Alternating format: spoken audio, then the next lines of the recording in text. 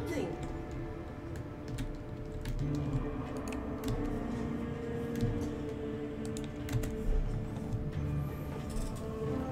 I am helpful, am I not?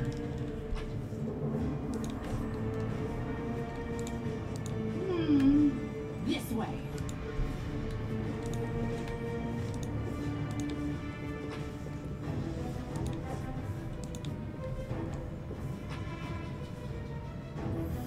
Ooh.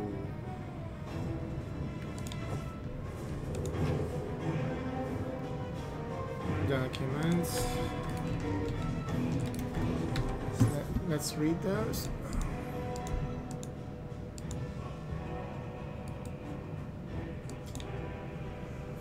A journal about an experiment. Experiment day 1. Today I was able to catch a quasit. Irary be my witness. It wasn't easy, considering my humble physical condition. Luckily, it was a scrawny specimen, about 7 pounds with a wingspan of about 2 1/3 feet. When it awoke, the quasit first tried to attack me, and then ruined my clothes with his caustic saliva. Experiment day 3. I have begun my linguistic research. My goal is to study the language of the quasits. I'm quite convinced they have their own dialect. Through understanding their speech, I will be able to understand their way of thinking and convince them to rebel against their lord's tyranny. A revolution will roll through the abyss, and the powerless will rebel against the oppressors. I'm sure that Everbloom Mylani will not refuse a patronage even to such creatures as these, if they would break their chains of slavery. Unfortunately, progress is thus far insignificant. I've been able to catalog only 2 words, which I suspect must mean rend and carrion. The quasit form both words quite vividly when commenting on my person. While I was entering this record, the quasit managed to steal my watch and throw it into the chamber pot. Judging by his spiteful giggling, he's quite delighted about his little joke, and despite the naughty trick, I am somewhat glad. Jokes and pranks are part of cognitive communication, which I fully intend to establish with the specimen. I grow more and more convinced that I made the right decision in leaving Absalom and Foray Logos, so this so-called wise house. More like narrow-minded fools stuck in the past, under the sway of their ringleader, that chatterbox, the fool of fools, Jubilost, Nathropol. They've never appreciated the progressive nature of my theories. Experiment day 4. Today, the quasit almost bit my nose off while I fed him. In response to my shame, I beat him with a wand. Such behavior towards sentient being is unacceptable, and I repent deeply. Fuck that. I've also run out of meat. The specimen and I will have to make do with porridge and soup. Experiment day 6. It's been 3 days since the specimen switched to a vegetarian diet. At first, the quasit refused to eat plant-based food, but then ate some cabbage soup and poked at the porridge with his claw. His face looked so tragic. Experiment day 7. The specimen has completely lost all signs of aggression. At dawn, I was awoken by his moaning. The quasit was rolled up in a ball in the corner, whimpering.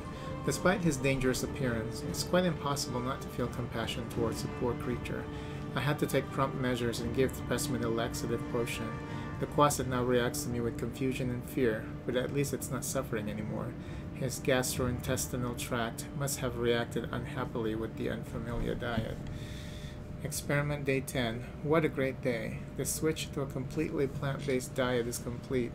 The theory that quasits can only eat meat and carrion has been disproven. My eternal opponent, Sir Jubilost, will just have to go drown himself in a river. The quasit has become peaceful and easygoing. He no longer tries to eat my boots or the feet inside them. The specimen's behavior has become gentle and friendly. He shows some interest in ball games and physical exercise. I have named him Pecker. Today, Pecker, meet Venus. Today he initiated communication and attempted to explain a new word to me. By all evidence, he was making up the word during the communication process, for there has never been such a word in the quasit language. The meaning, as I understand, is safety, comfort, and calm. I see no further need to keep Pecker on his chain. What an idiot. This experiment has convinced me that vicious and evil traits attributed to quasids are acquired habits, not natural or inherent to their nature. Over these days, I really have grown fond of him, and by all evidence, Pecker likes me too. He's gotten used to napping on my knee while I'm writing my observations in my journal. Maybe someday this quasit will become my familiar. The current stage of the experiment is complete. Pecker and I are soon off to Absalom to present our findings before the professor at Foray Logos and become a scientific sensation. On our way, we may make a small detour to Avista so that Pecker will have a chance to better adapt to civilization. I hope the little trickster enjoys the journey. He's not going to make it. Oh, this one's long too. And it's this book is 2 pounds. Really? The demon puts 2 plates on the table in front of me. Oh, my neck. On each a bleeding human heart. Look, he says, the right one belongs to a noble and righteous man, a loyal servant of Iomede. The left one is the heart of a murderer and a scoundrel, but something tells me they taste exactly the same. I remain silent and don't move. I couldn't if I tried. One of my hands is pinned to the wide armrest with a knife thrust to the hilt. The other similarly pinned helpless on the table. One of the stories told us by spirits, The Night with Harrowed Hands, Canabra's Medium Alliance Publisher.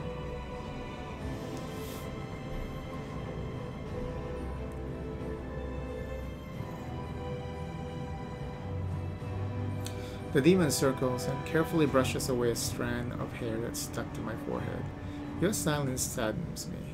Don't waste your time on this performance, monster, I say, though I have scarcely the energy to breathe. If you wish to torture me, go ahead. If you want to kill me, then kill me. My life is in your hands, but my soul is not, and never will be. The hearts of the plates in front of me continue oozing blood. They've only just been ripped from their owners' bodies. The right one, apparently, belonged to my partner. The left to the criminal we were escorting. But the demon, who had set his lair in the old mill, killed without discrimination. He walks around the armchair and stops behind my back, placing a clawed hand on my shoulder. This is not a performance at all. It's a feast, and I will be sated. No, not with this. He can see my eyes, still on the heart. With you. It's your heart that's in front of me right now, so helpless. The claws on my shoulder tighten a bit. Goddess, help me endure. After a moment, the demon continues. You know what you don't understand, you zealous servants of law and good. He seems to like the sound of his own voice. It was you who brought us to your land. The more of you gather here, the edge of the whirlwind, so brave, burning with righteous wrath, the more like me will come from the abyss. It's not because we want to win the war and conquer your world. Perhaps our lords want this, but trust me, they are as far removed from their subjects as your lords and kings are from you. No, we come for those like you, for the persistent and the proud, who won't break until the end, for those whose suffering is sweet and last, for the sweet. He appears in front of me again, licking his lips. I well know that he'll never grant me a quick death. Wow, there's no, this is just to exemplify the demon's lust for suffering. And the story is not well told.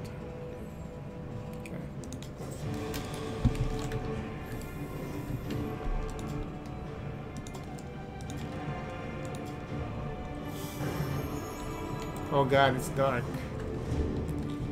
You can trust me. Doesn't someone have that light spell yet?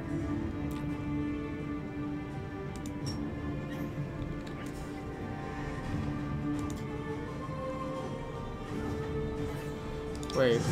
Ah, there you go. Wow, it takes forever.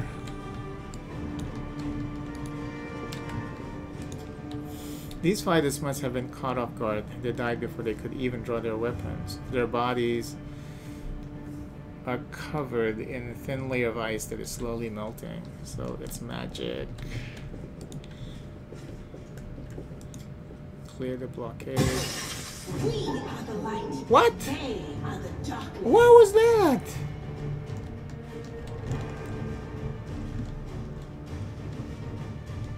That was mean.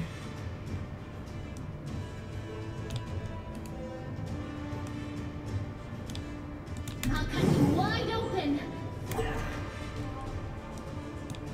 You've crossed the wrong mongrel.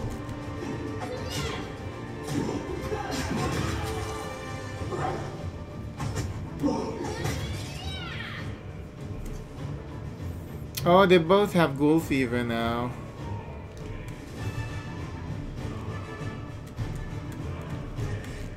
I hate the voice of the spirits.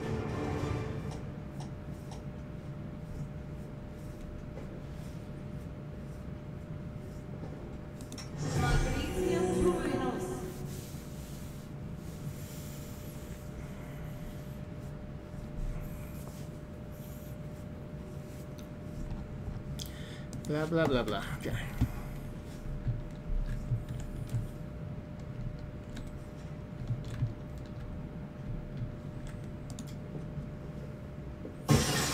Why is...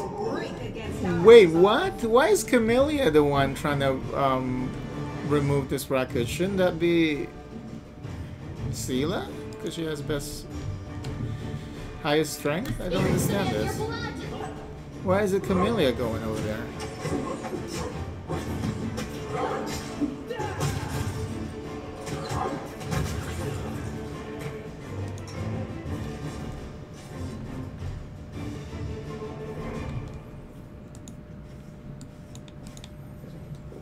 Together, we stand. You go, Sela. What? We are the light. They are the darkness. What is this? Every time you try to clear the wreckage, and then all of a sudden... It's fucking annoying. Jeez.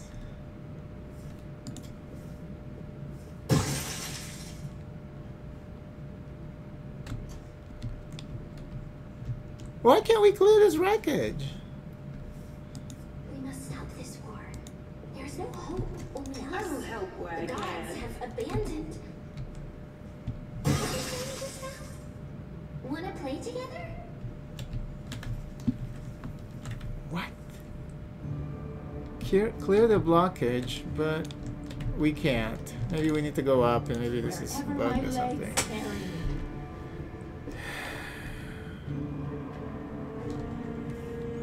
Jeez.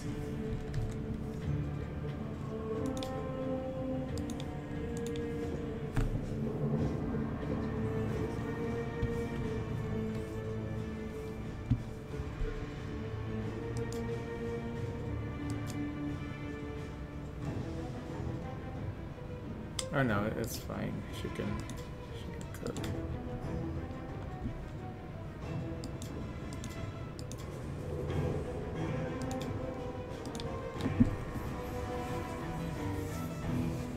Well, I don't understand you, paladins. Well, really, it's that I don't understand the huge clanking suits of armor you wear. Watch out, here comes Sir Clancelot, everybody.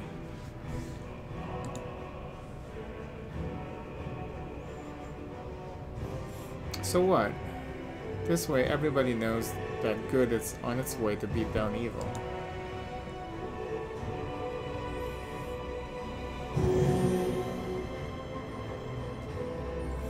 You spent a day camping. Oh, we got a hearty meal. That's good. 2 days for 2 days they were just camping. This nasty house. Okay.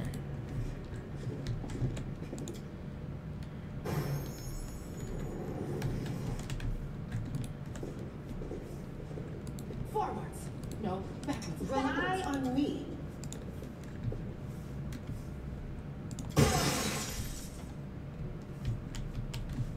I don't understand. Why is it that we get attacked by some kind of ice magic by trying to clear this blockage? I really don't understand this.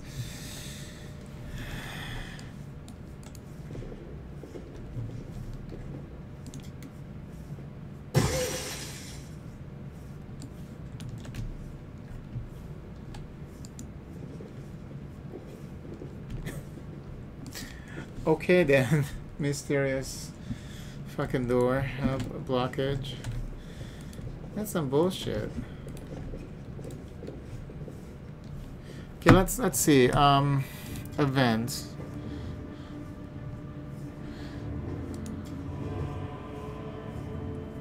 See, it's saying the shadow demons deals damage to her when she's doing that.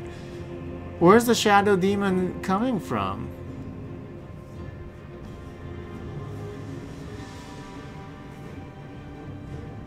Okay, so we were fighting the dredge, so there's a shadow demon down there, I guess.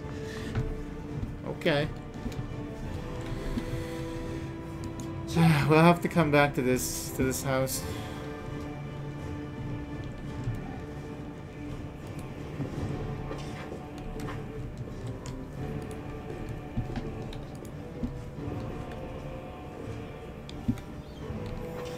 Oh, I forgot to check the corruption.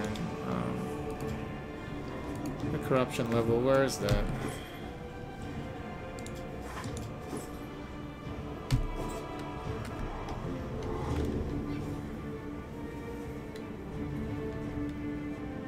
Oh, click to deactivate AI. Okay, so... No, we do have... So if we have the AI activated, you don't cast spells though.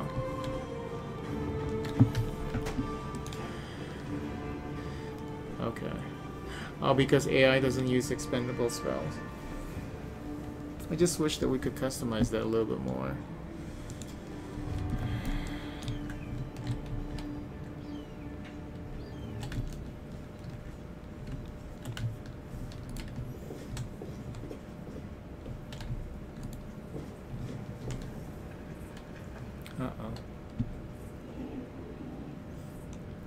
Hear me, take heed. The hordes of the abyss. Wow, that was fast. The Wardstone is their target. They must not be allowed to capture it. The consequences will be disastrous.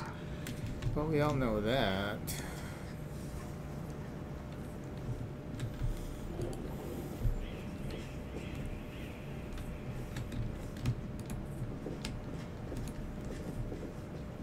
Temple of Desna.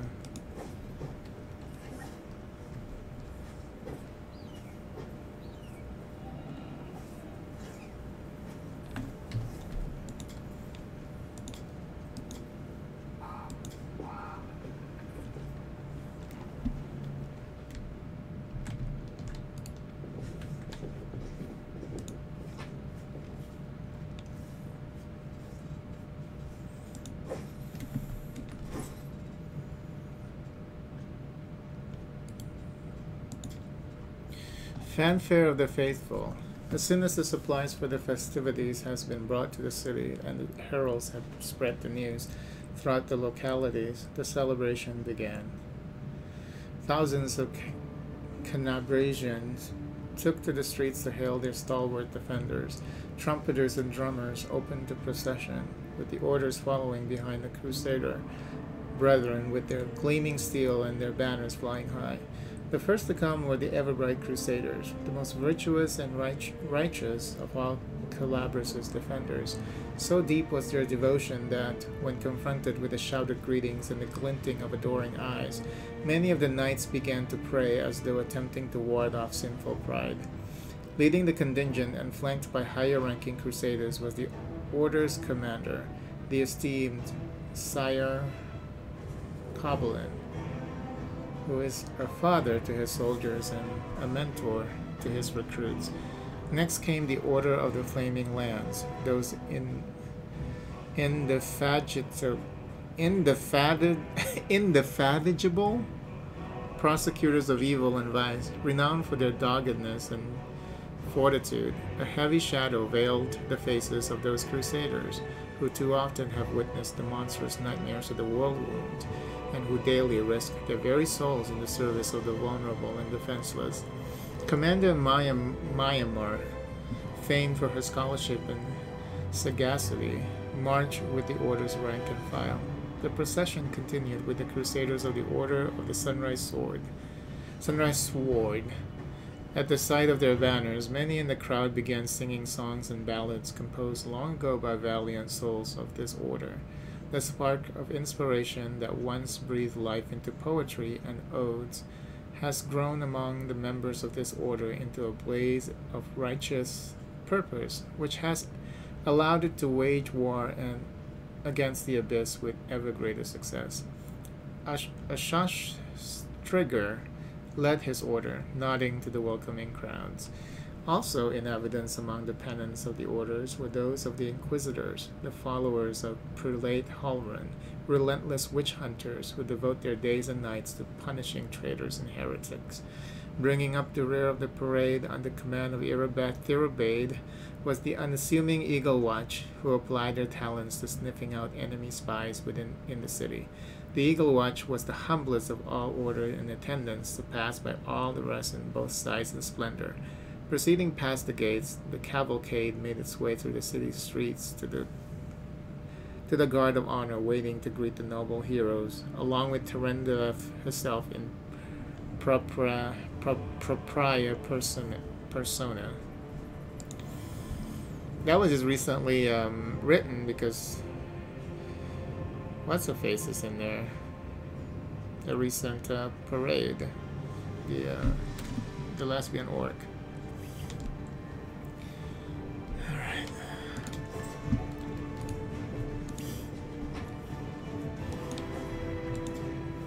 An altar of Desna, goddess of luck, patron deity of travelers and dreamers. What's in wait for me there, I wonder? There's nothing in here, huh? Okay.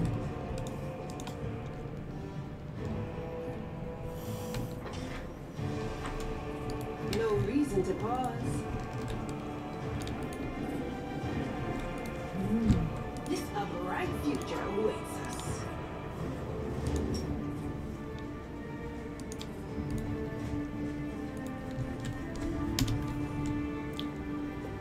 Wait, all of a sudden.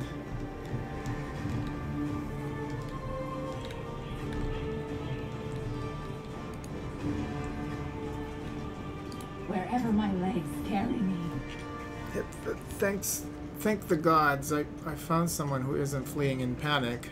Are you crusaders? Mercenaries? The comely half-elf is so frightened, he can barely get the words out. I am a servant of Count Darren Kael Neves Arende. My lord's mansion is under attack by demons. The master himself and all his guests are trapped inside, and the house guards are nowhere to be found. I managed to escape through a servant's passage to look for help. Will you help me?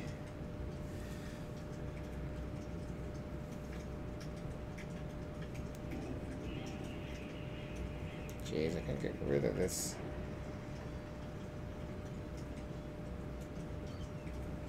So annoying.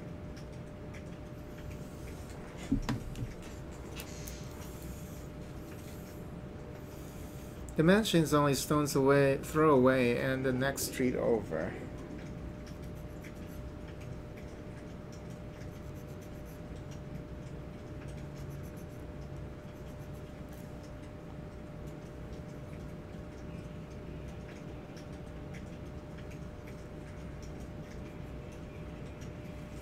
I don't think it's part of the now.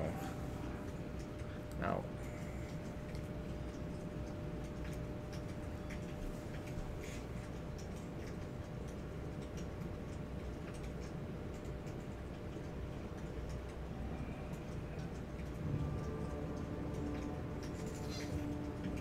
I think I got it.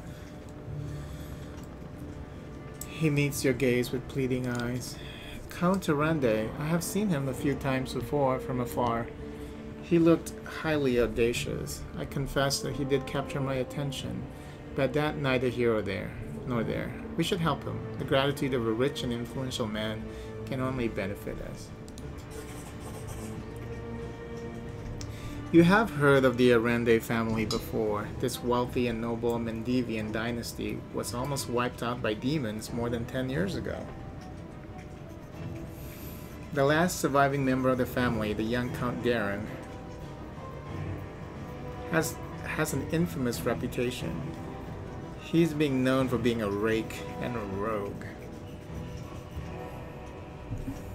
And what's-her-face wants to hook up with him, huh? Okay.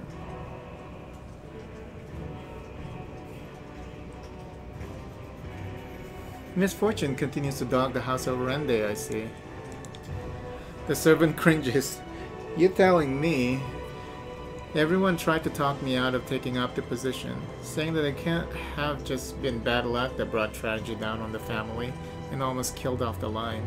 But I reasoned that since my master was the only one to survive the calamity, that meant he must be blessed by fate and powers of good. The pay was nothing to sniff at either. The servant cast his eyes around the street.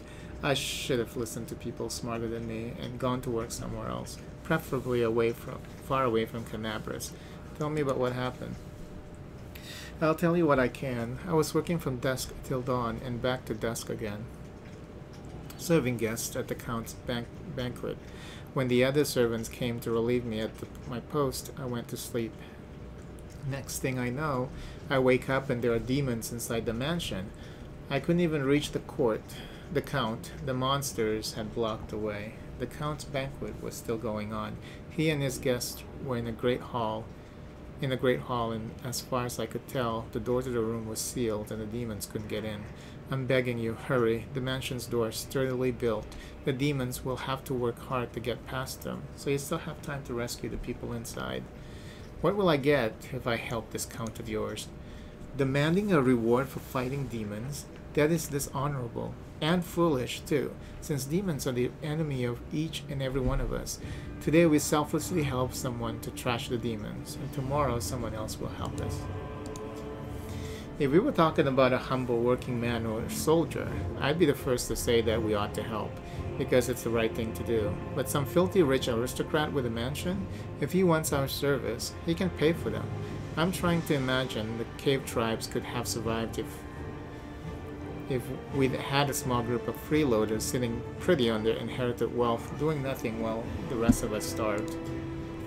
I'm sure the Count will reward you handsomely for any rescue. Alright, I'll help. Where's your master's house? It's not far at all. You're better off entering from the next street over, through the passage I used to get out. Help, I'm begging you. I hate to think what the Count will do to me if I don't bring back help. That's what you're worried about?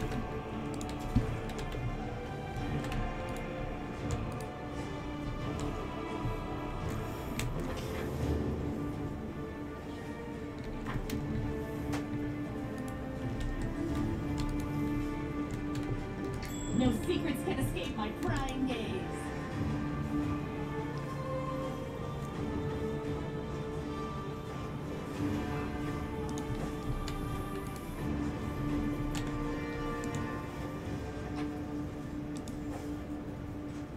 They're just chatting it up over there. Doubt is the heart's greatest challenge. You won't survive me. Blood! Blood! Nice. Surrender or else! Into the fray!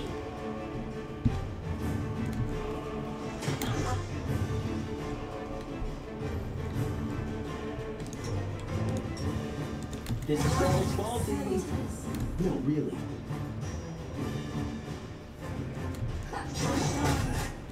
How come he can't use this? Cover me, alright?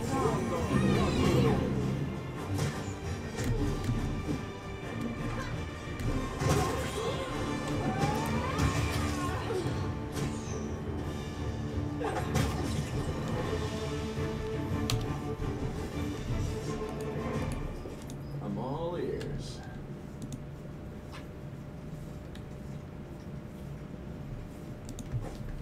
I'm curious.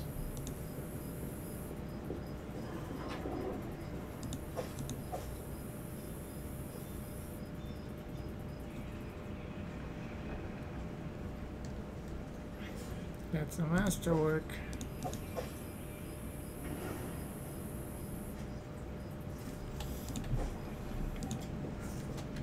It's hard to believe that this place recently held a bustling and festive market.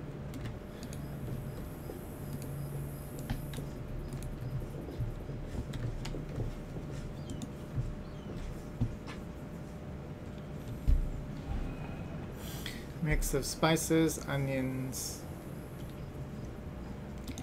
Edible moss. Ooh. Midnight Bolt. The owner of this bolt can shoot it to deal 50 points of damage that can't be ignored or reduced. This bolt cannot miss.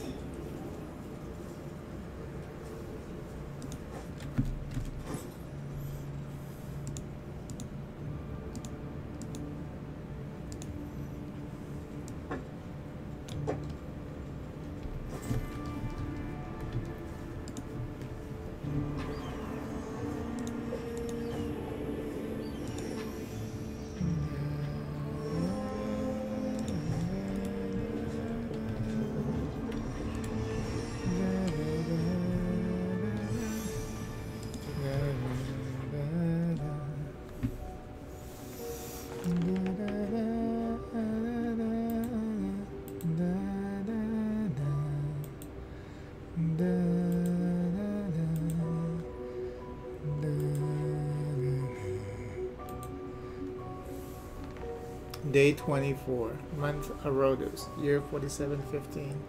The demon invasion transformed all of Canabras into one great battlefield, but nowhere in the city suffered as much as this square. This place saw a clash of titans, the demon lord Daskari leading his hordes from the abyss, and the dragon Terendalef, the mightiest of the city's defenders, and one of the first to fall. The scene of destruction leaves no doubt as to the battle's outcome.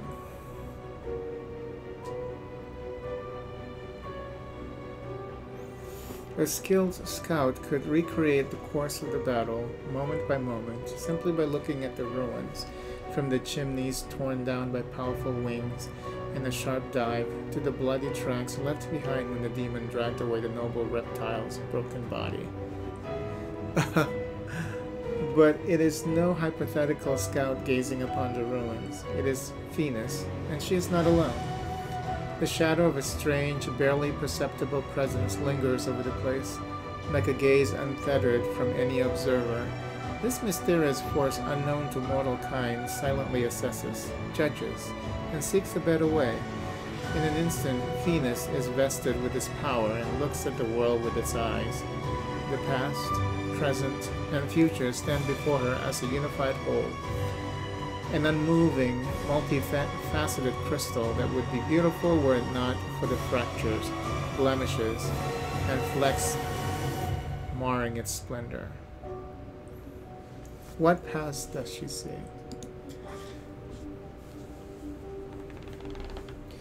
In the past exists the one who wielded this gaze and life, although the one and life are in opposite terms for aeons, the supernatural embodiment of cosmic balance.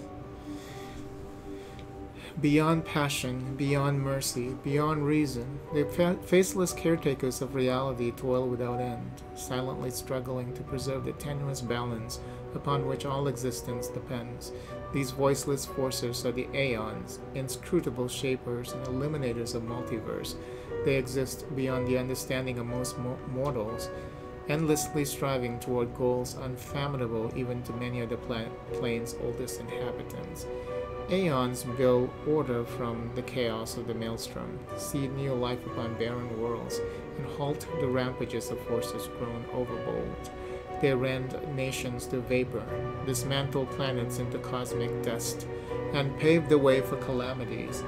Aeons embody the plane's spanning hand of a metaphorical, omnipotent clockmaker, endlessly tuning and adjusting the myriad gears of reality in pursuit of ultimate perfection. Rather than who or what, a better word for these entities is how. This aeon appeared from outside this world, from the great beyond, to put an end to the intermingling of the planes and destroy the world. The chasm disrupting the orders of the multiverse.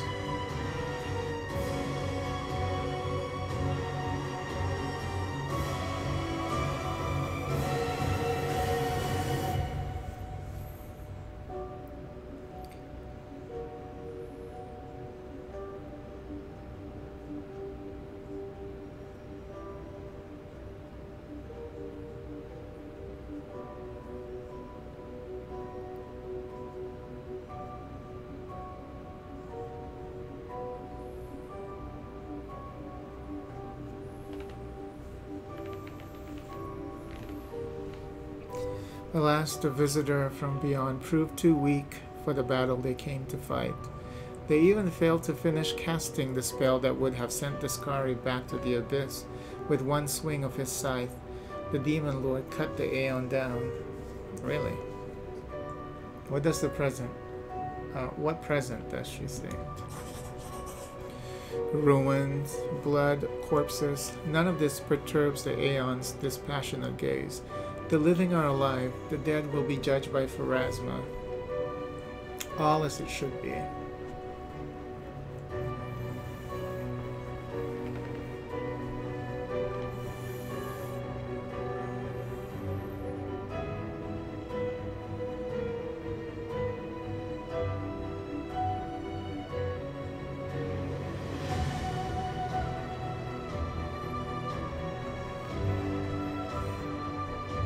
But the demons circling in the sky or prowling through the streets create a jarring juxtaposition, like splashes of blood-red ink on a restrained pencil sketch. They should not be here. The world of mortals is for mortals.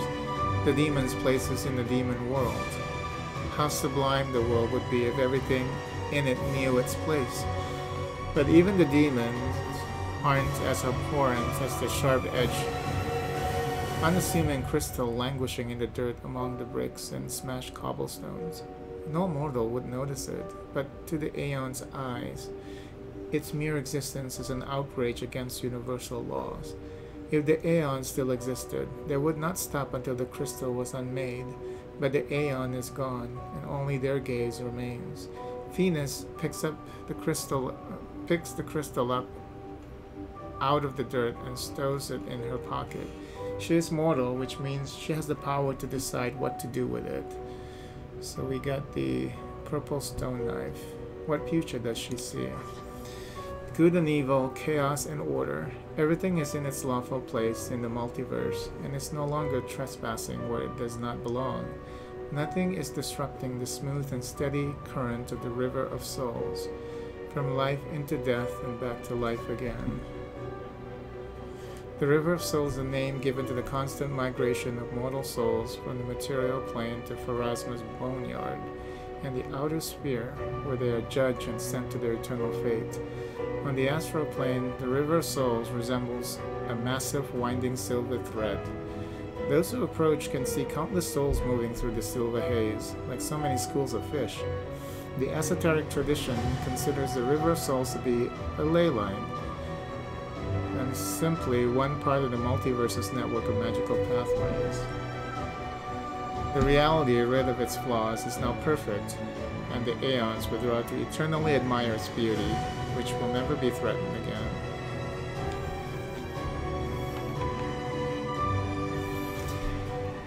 Hey Auntie, how's it going? Your brain pronounces the name as Fine?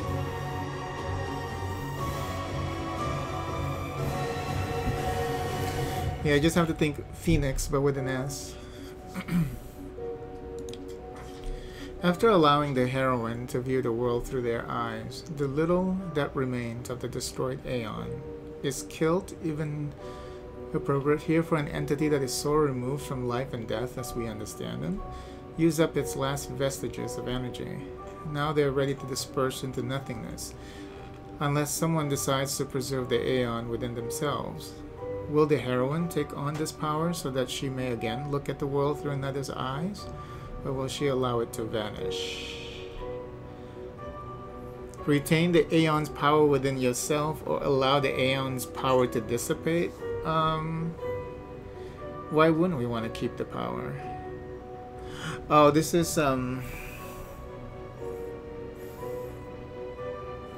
very specific mythic path, I guess. But why wouldn't you want the power of a being beyond our understanding?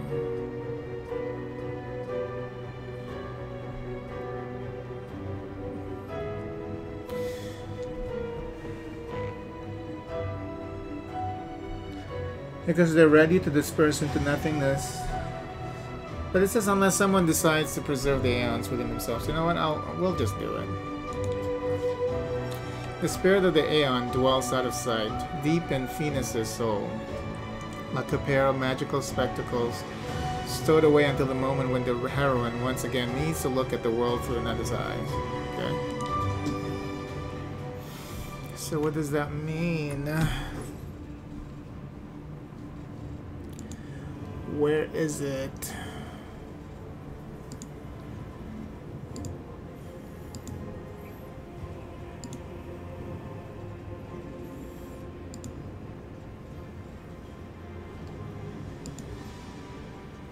It's not here, so it's part of a character now, I guess. Let's see.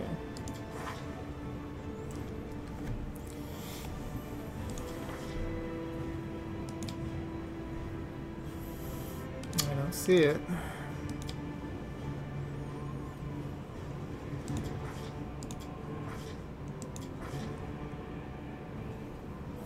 Oh, you can see her alignment shifts.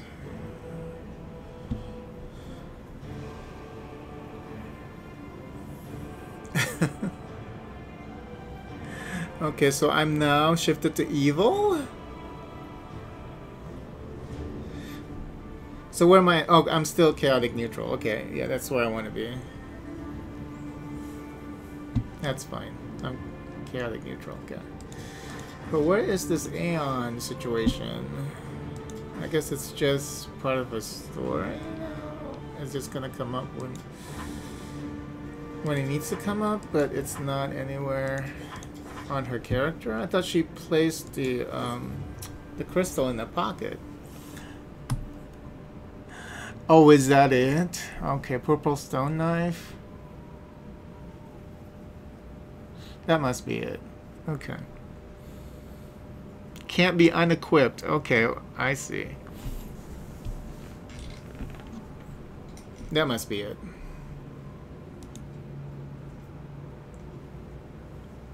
Okay. We're stuck with that decision now.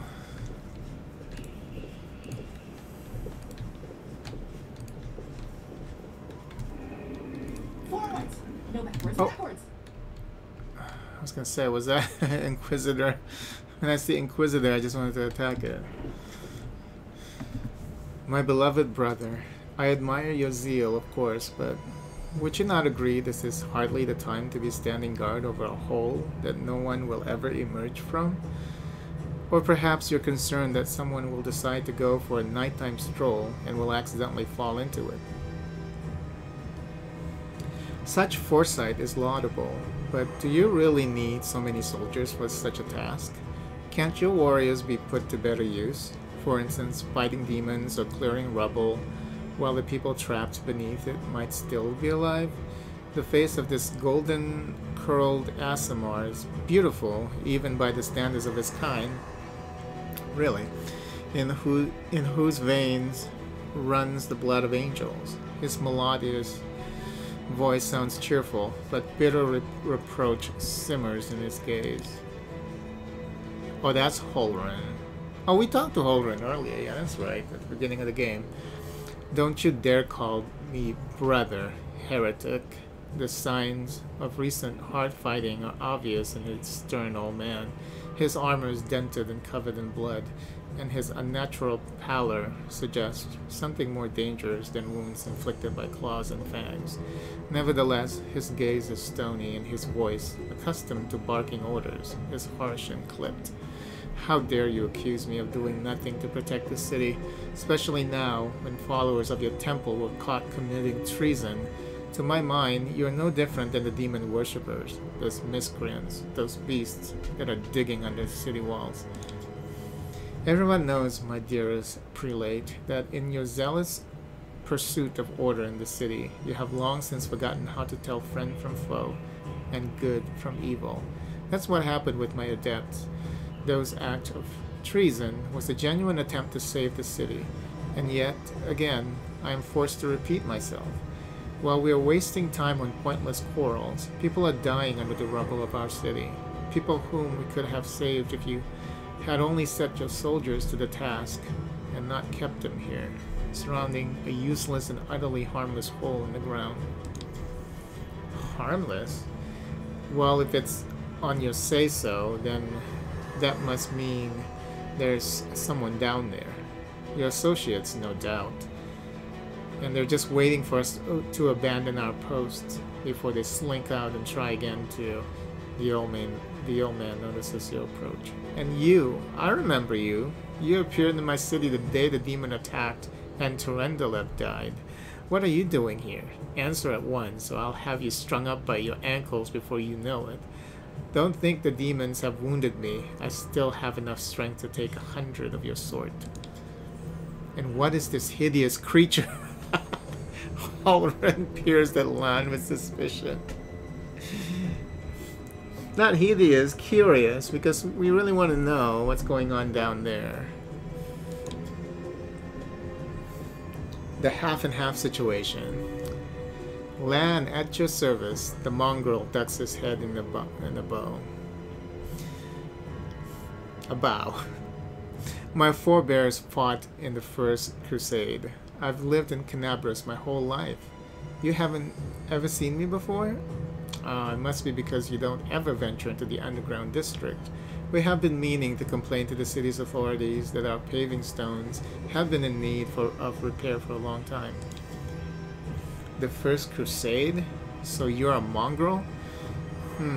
You obviously know human speech, surprisingly well in fact. Alright, let's be off with you. The prelate looks at you. If he causes any trouble, I shall hold you responsible. Come to think of it, you still haven't told me who you are.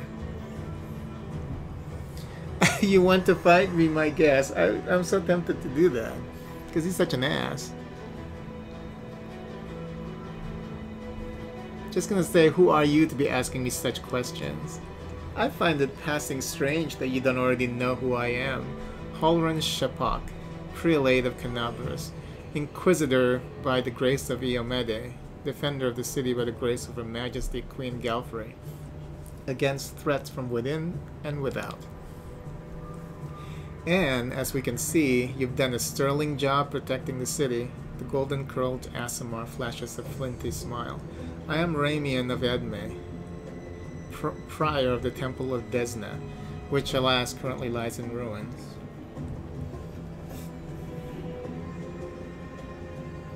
Oh, this is new. Great Dreamer, Lady Luck, Mother Moon, Goddess of Dreams, Luck and Stars, and Travelers, is among the most ancient of deities. While her peers burdened themselves with the task of creating Galorian, she spent her time building the heavens. She knew that there would be plenty of time for her and her followers to explore the many wonders of the world later. She has changed little since those early days, and she and her followers delight in exploring the world. Wise Halloran here believes it is vital to guard this hole in the ground from which he is certain demons will emerge at any moment.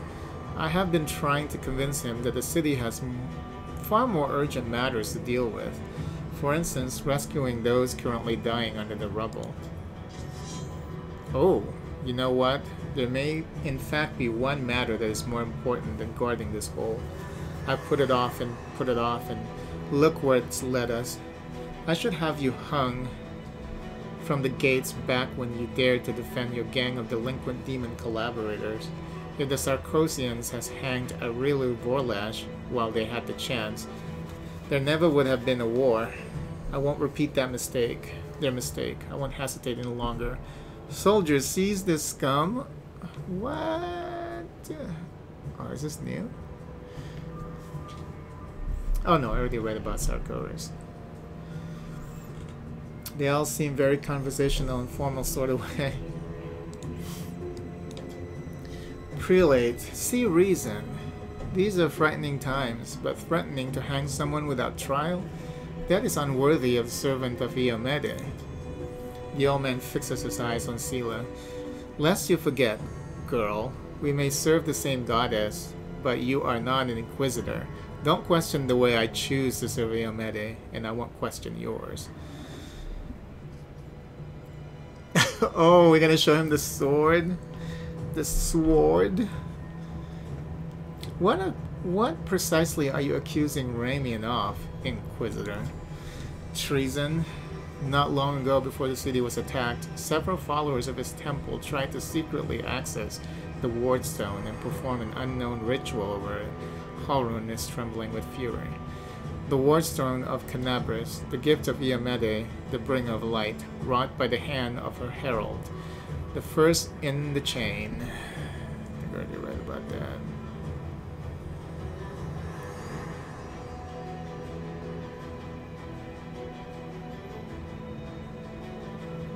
Yep.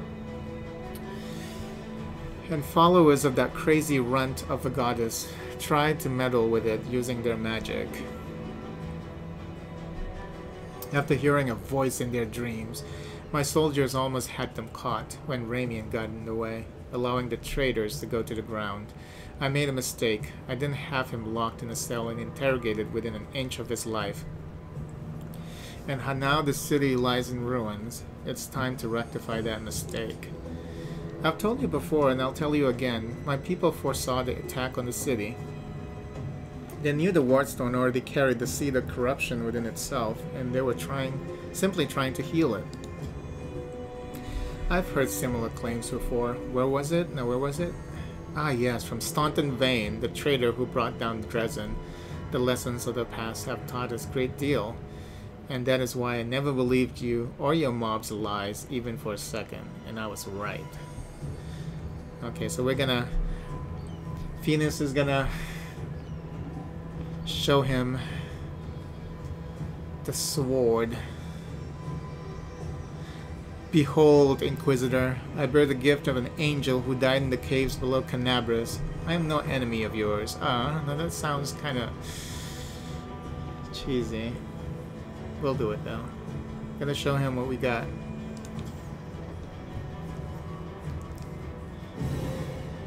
Show it to him, Venus. The old man frowns and whispers something. A prayer or a spell? With each word, his face relaxes. You are telling the truth. The light in your hand was wrought by the power of heaven. I will keep an open mind with regard to you, stranger. And later, under less fractious circumstances, I would like to ask you about how you came to receive this gift. Did you already read about this?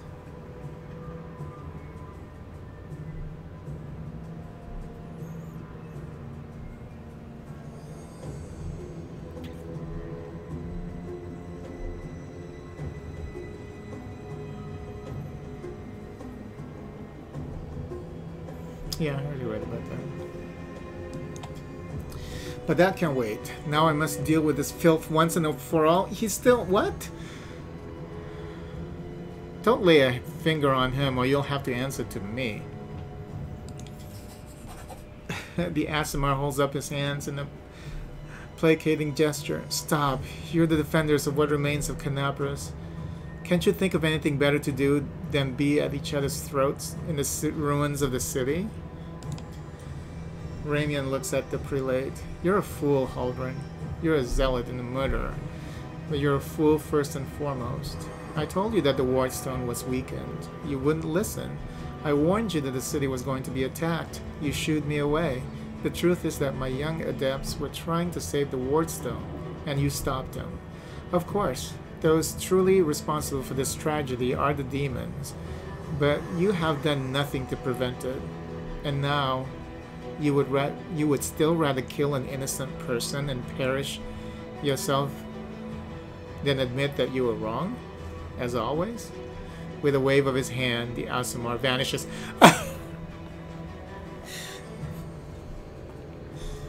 Yeah, they're like the plane... Well... like that other plane touch in the fucking inn. They're just gonna use a fucking teleportation spell. Oh, vanishes. Oh.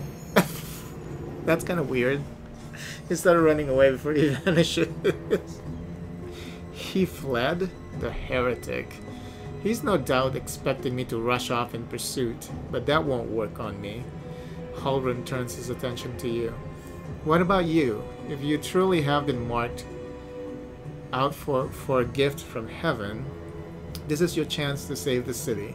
Go and bring back that filthy traitor. What? I'm almost certain that he and his cronies were helping the demons, either knowingly or unknowingly. Their attempt to bewitch the Wardstone is clear proof. Ramian must be captured. Oh, we can choose to kill him off. I don't know. I don't know if Sela would like that though. I think she's gonna get upset.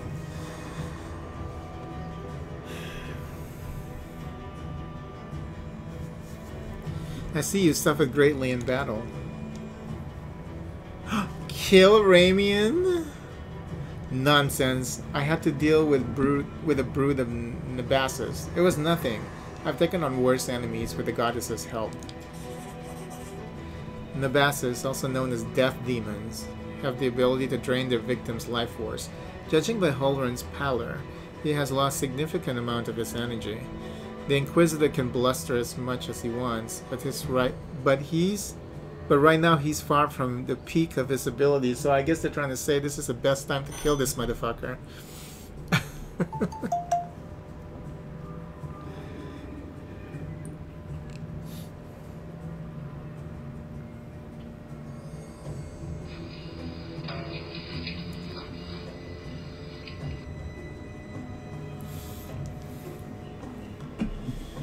So many options.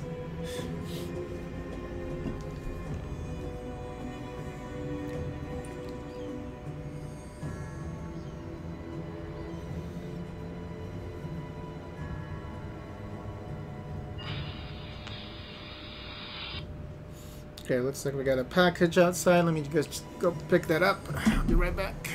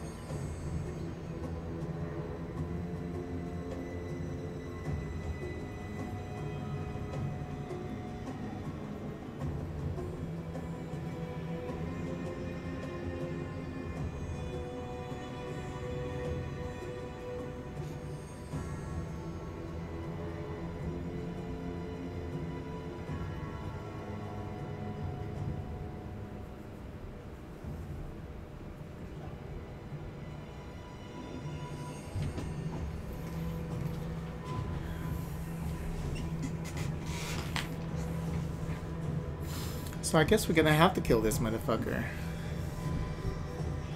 Because he's such an ass. Why are you obsessed with finding enemies everywhere you look? Why? Why? You must not be from these parts, or you wouldn't have asked such a question. I look for enemies everywhere because our enemies are everywhere. Who are you? Who are we at war with? Demons. Demons and cultists. They're masters of deception. They worm their way into your favor and masquerade in all manner of false guises. Do you think Dresden was taken by force? No, by trickery. Were it not for me, Canabras would have gone the same way long ago, captured out from under our noses. Now listen to what I'm about to tell you. This was a long time ago. I was very young then, and I had just joined the crusade.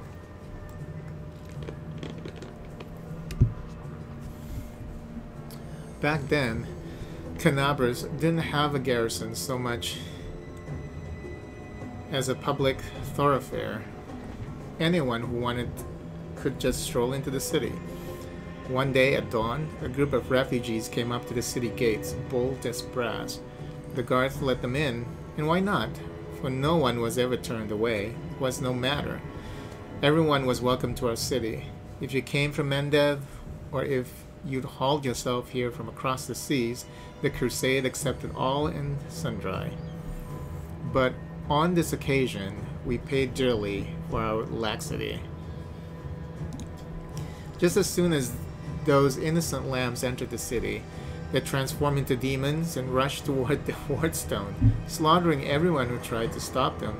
62 people died in less than a minute. It's very specific. The demons used their mutilated corpses to desecrate the obelisk. None of them dared to go near it. The light and the goddess burned them all, so they threw the blood from afar, spattering the wardstone from every direction. What? And the lead demon, an eyeless beast, Minago is her name, jeered and gloated, saying we mortals had been sitting ducks. And the creature was right too. We let our guard down and now we got what we deserved. That bloodbath came to be known as the Red Morning Massacre, and it was burned into the townfolk's memories. Since then, Canabras has adopted different practices. Heretics, cultists, spies, all the rebel who coveted Aurelu's glory, we drove them all out of the city. We haven't had any troubles here since. Many have come here, even the Balor Karamzadeh. Who is this? One of the Sky's most powerful generals. But his personal might is not the only reason why he poses such a threat in combat. They call him Whirlwind Strategist, for he is the shrewdest general among demonkind. Not too long ago, he oversaw one of the most successful assaults on Canabras and nearly destroyed the wardstone, an achievement that only Lord Discari himself was able to claim in the end. And they have all been sent straight back to where they came from, or else they were killed for their trouble. You see, Discari himself had to crawl out of the abyss and come here. The goddess cursed him in order to break through our defenses. And what did he do? He left again, and we're still fighting. Now that is what vigilance and discipline can do. Ramian really warned you about the attack? Those crazed Desnans were always bursting into my study with their incoherent prophecies that came to them in their dreams. I won't lie, sometimes what they said did come to pass, but can we really rely on the woolly dreams of heretics over the cold hard facts of intelligence reports? Plenty of demons could have easily fooled them and whispered their treasonous plan in their dreams, and those lunatics would have been only too happy to listen. This time, Mr. Curls for Brains came to me and declared the demons were about to attack the city and that the wardstone's power was diminished by some kind of contamination or taint. Iomede, forgive me for even repeating the words. After uttering such blasphemy, he should have been locked up along with his followers and interrogated, but instead, I simply increased the surveillance on him. And what next? The people caught them red-handed trying to attack the wardstone with unknown magic, and not 3 days later, the demons attacked the city. There's an obvious connection between these events, whether deliberately or under demonic influence. The Desnans played right into the hands of the Discari's hordes, and they almost left the city completely defenseless. Ramian covered for his people the whole time and helped them escape my guards. After that, what else can he be but a traitor and a heretic? There's nothing dangerous in this hole. You have no reason to guard it. You told me yourself that you received a light-bringing gift from an angel who perished in the caves below our feet.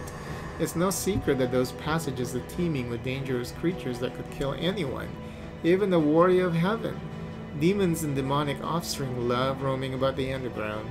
That's why I will keep my eye on this hole if the beasts decide to attack from here. We'll be ready for them. Where can I find Ramian? How should I know? The weasel can't have gone far. He turned invisible. He's probably hunkered down in some hole, like a traitorous little rat he is. He'll be sitting, trembling, and waiting until he's dragged out of there.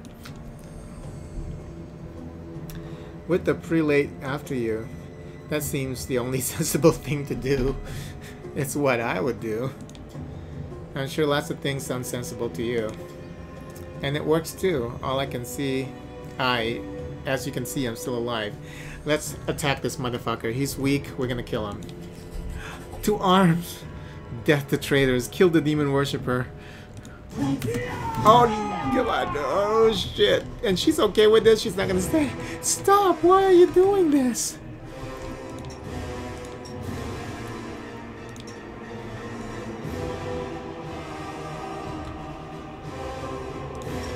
Give her bear's endurance.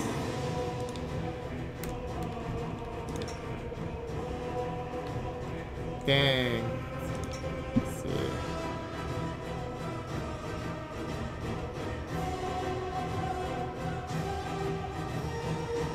That's an unarmed ability. What a waste.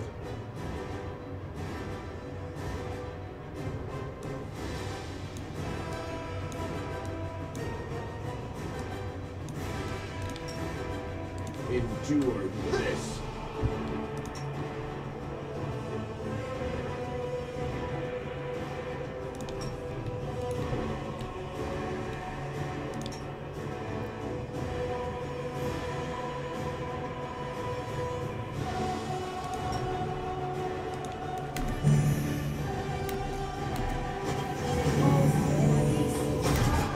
Did you see that?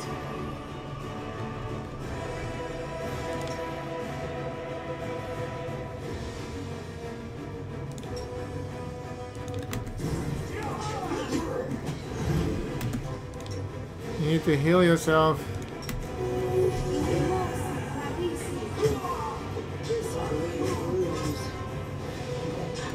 Why are you not healing yourself, Sela? Oh my god. We're all gonna die from this.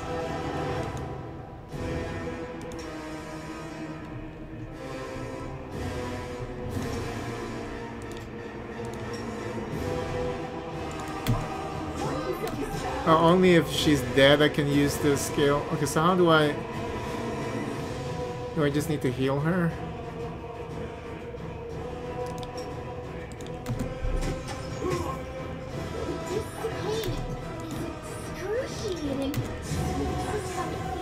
Oh my god.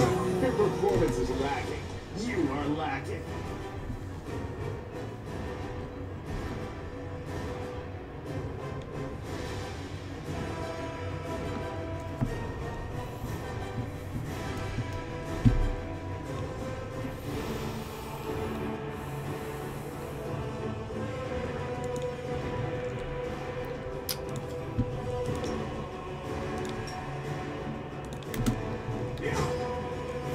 Everyone's gonna die.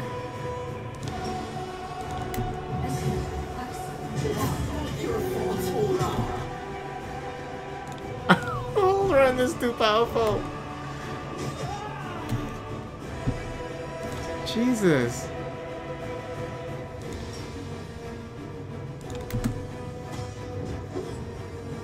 Oh my god, we're gonna be dead.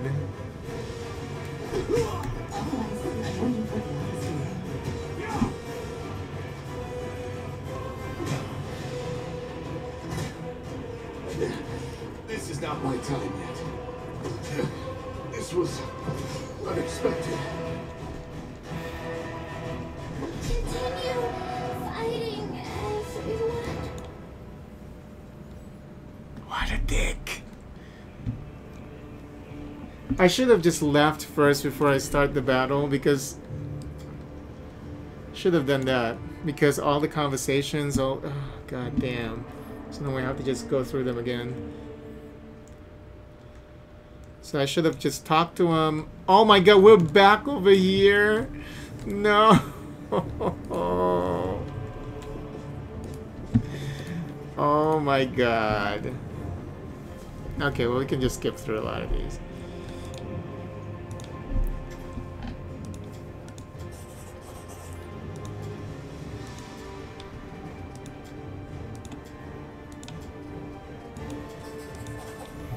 Wow. I am going to kill that motherfucker though. Need to focus on healing.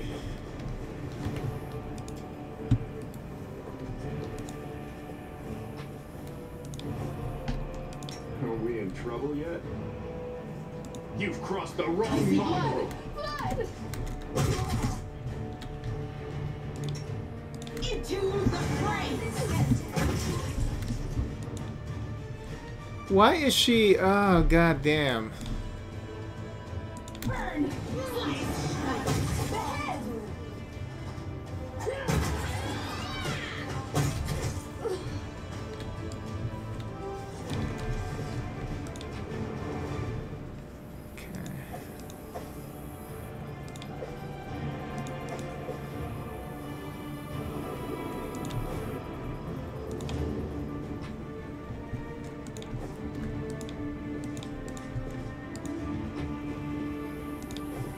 Wherever my legs carry me.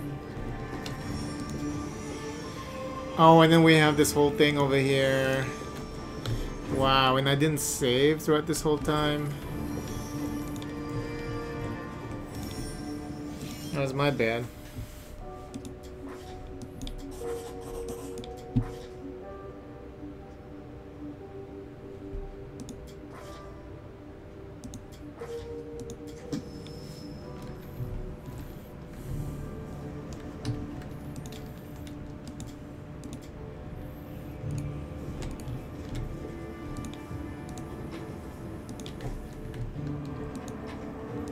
Oops.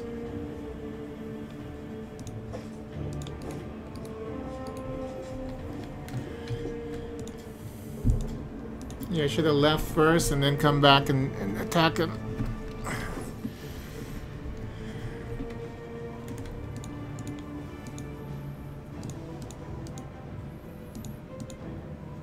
I do want to kill that motherfucker though.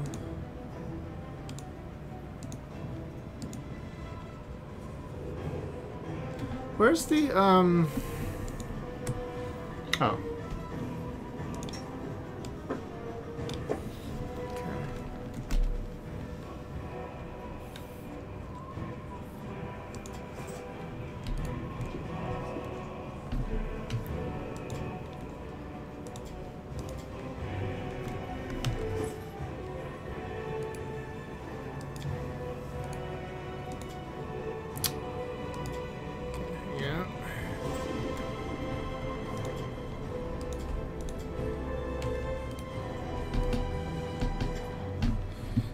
Okay, we already read through all of these.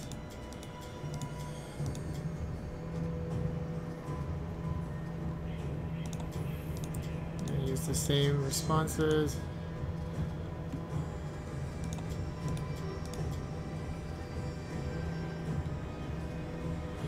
Show him the fucking sword.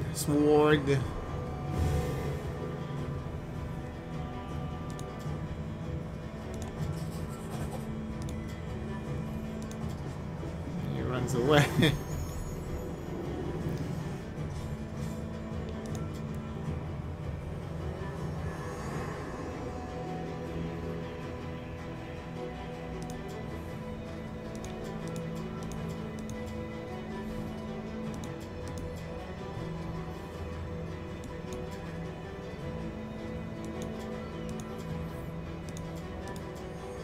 Okay, and then say I have to go.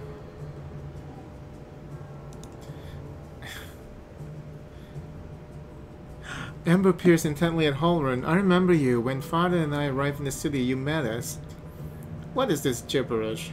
As if I have nothing better to do than to arrange meetings with vagrants. But it's true. You and the other knights tied us to stakes and started lighting the bonfire. Father died, and then one of your knights changed his mind and pulled me from the flames. But then he died too. Don't you remember? If you were burned, then it was with good reason. You say some traitor helped you escape from the fire? That is a crime in itself, which means that you have been evading justice all these years.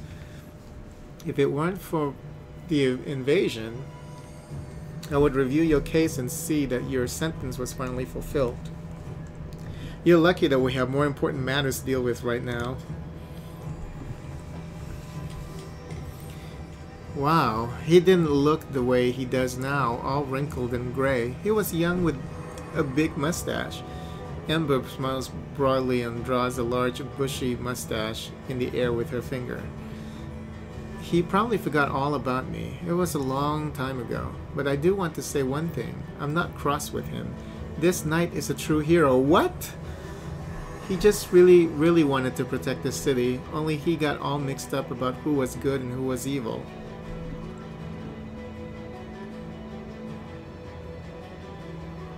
We gotta save first though before we kill him, so we can have Sela drink all the potions, gets all the buff before we attack him. Halloran, you sent an innocent girl to be burnt at the stake. Don't you want to ask for forgiveness? Pah, hardly. Anyone can look innocent. How did this girl manage to survive the fire? And what about that crow that's always flying around her? I advise you take a closer look at this innocent little lamb of yours. If you ask me, she looks highly suspicious indeed. You forgive him after what he did to you? He thought he was doing what was right. How do you know? Maybe you've done something thinking it was a good thing, but you were really doing a bad thing that hurt someone? But what if I've done the same thing? You can't get angry at people for making mistakes when you might be no better than them. There's something wrong with her. Amber, stop talking nonsense. The girl obediently puts her head down, her hand over her mouth. Okay, so let's save. I want to kill this bastard. If we talk to him again.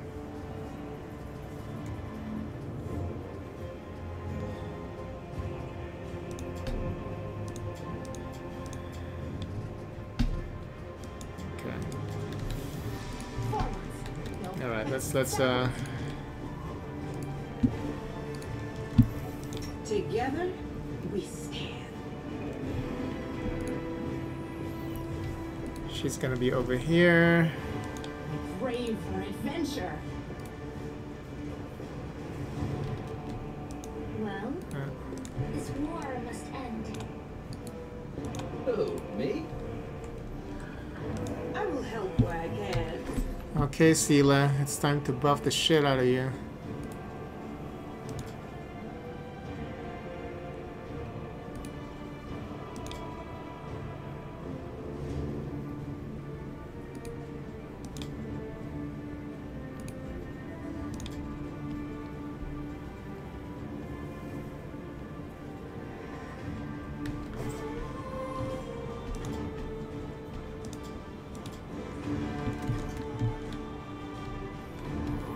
Oh no! The game knows that I'm going to fuck him up, and now my keyboard is all fucked up again. It's ridiculous.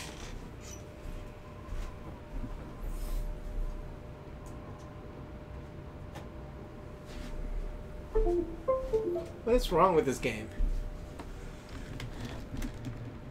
The game is saying you're not killing him. Oh no, I can't. There we go. Jesus Christ.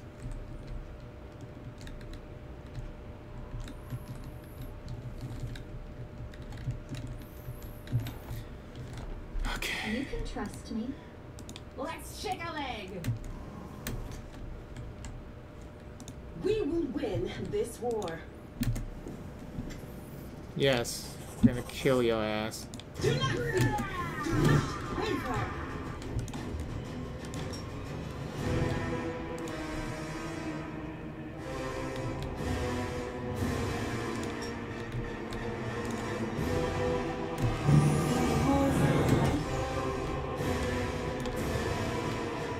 You won't survive me. Cover me, alright?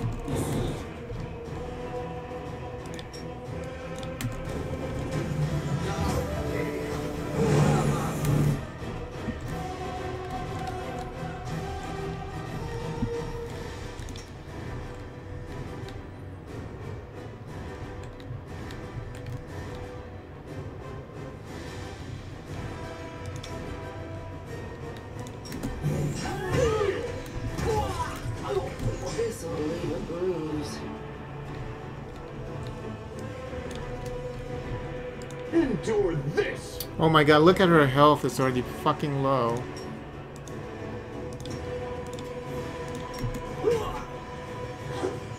He hit so hard. Oh my god. This motherfucker is too hard. It's too hard. Make every strike count. Venus, it's too hard.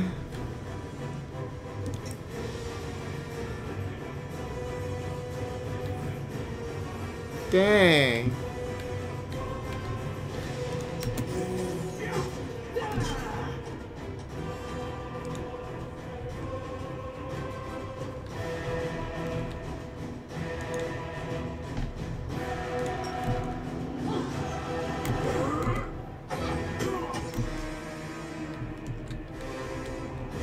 The spell's fault. Not really. You've crossed the wrong mongrel.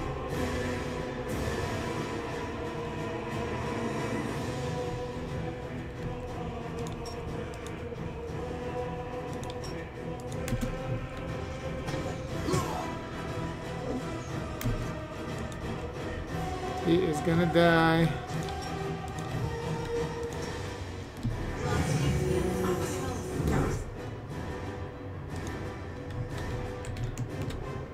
What was he doing? What was he casting? Oh, friendly. You can't cast it on yourself, okay? I mean, I selected the wrong person.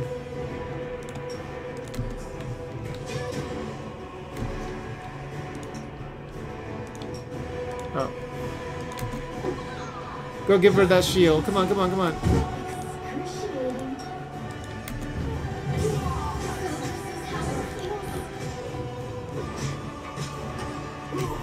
Oh my god. You can't kill him yet. This is crazy. He is too OP. You won't survive me. It's your fault. It's all your fault.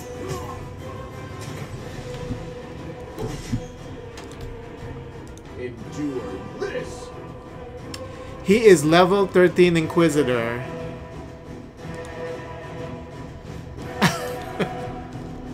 Yeah. Okay. We can't kill him. I don't think we can kill him this early.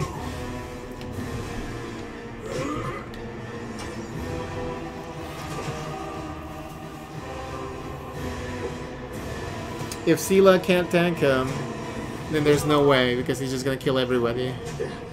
This is not my time yet. This was unexpected. I'll try it one more time. What I'm gonna do is I'm just gonna have the healers just keep healing him. Keep healing Sela.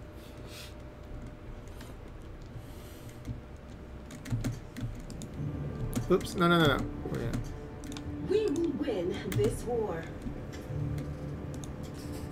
Save the last one for me. Okay, so the healers are gonna do nothing but heal Sela. And Lan and The wrong mongrel. Cover me, alright? these three can engage the ads. Or the okay, and then take care of that guy. And all I'm doing, oh shit. What's courage? Okay, do courage. And then Sela needs to heal herself. She needs to heal Sela. And she needs to heal Sela. And Lan needs to kill that Inquisitor.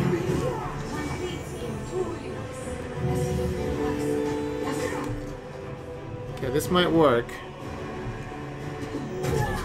Okay, this might work.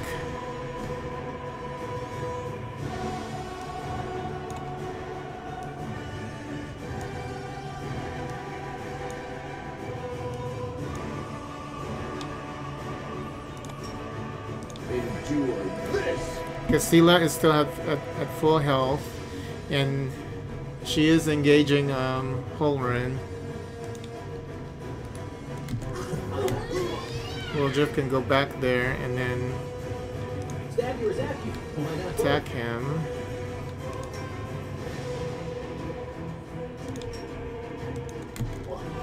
And she needs to buff. Uh-oh. Okay, Sila, heal yourself. Oh, we might be able to do it.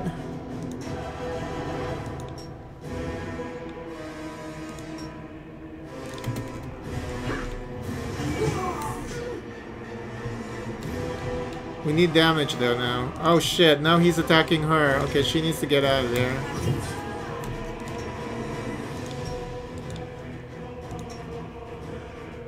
Okay, heal Sila, heal Sila. Nice. Heal Sila. And Lan needs to do another perfect strike on his ass. Oh my god, this is working! You've crossed the wrong mountain. Fuck you!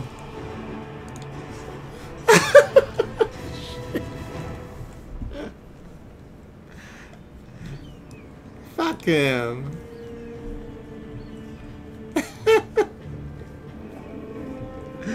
We destroyed his ass. Look at that. Only his ribcage remains. Motherfucker.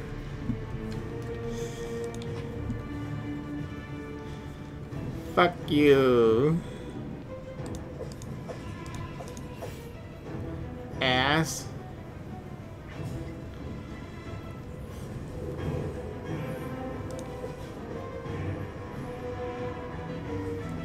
Masterwork. Take that.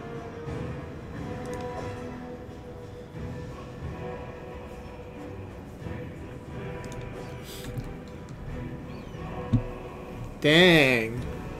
But that was hard because 3 people just keep healing Sila. But it works.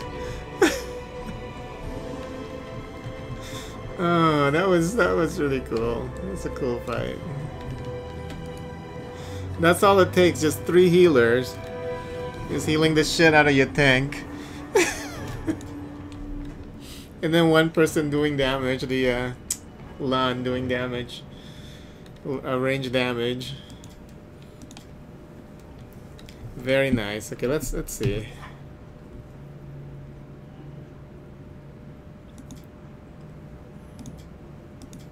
Where is that quest?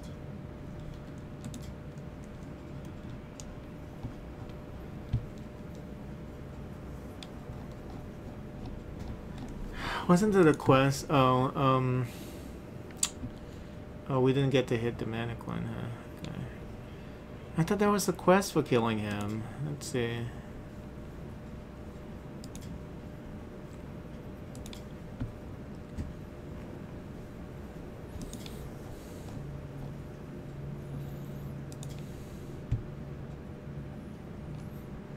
Okay, celebrate the reunion. Wait.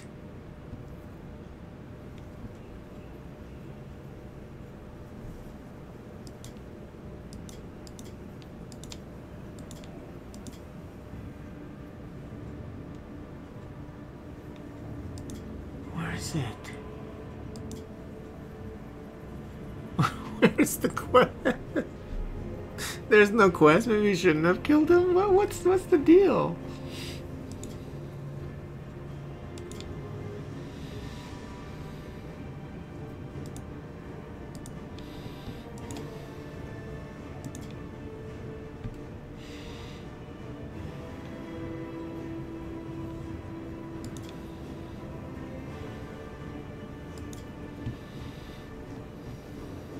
Okay, this is all done. A friend in need.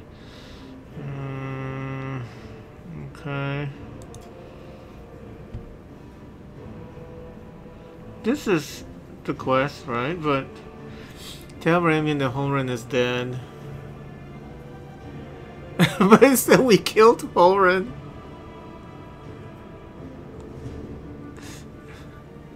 Is it a bad thing to have him dead?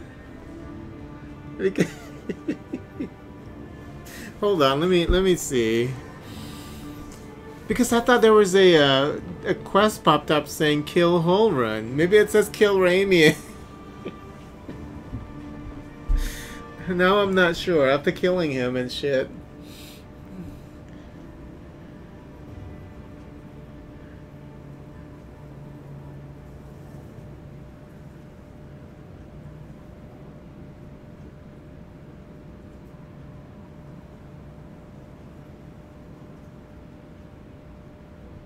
Huh, okay, let me see. Let me just see here. I do like him being dead though, that's for damn sure. Because he's such an ass.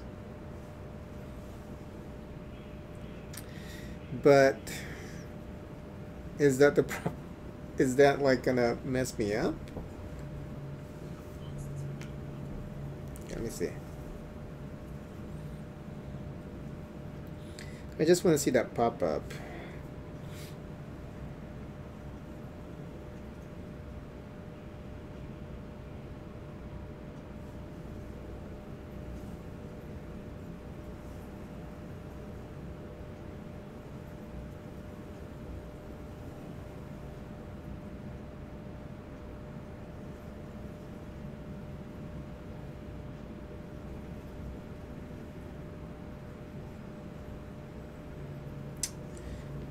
It's kind of hard to find it.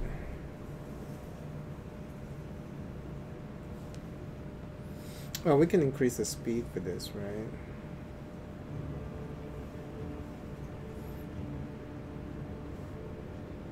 Nope, not on the tab.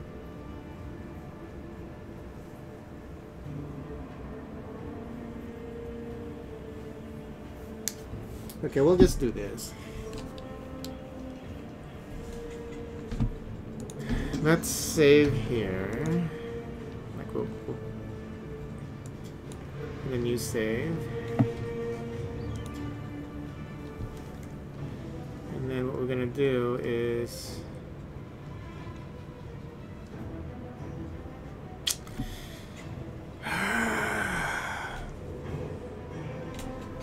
alright, I gotta check this.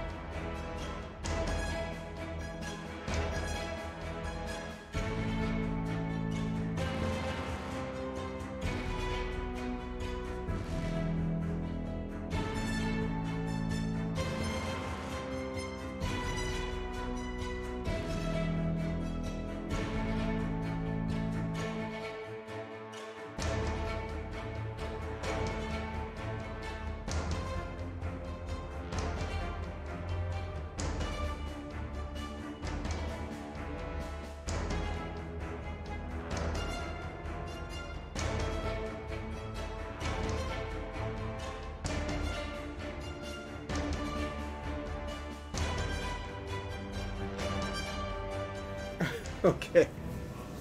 So I read that wrong. It says kill Raimi and not kill Holren, but I guess the question now is whether or not I want Holren to be dead.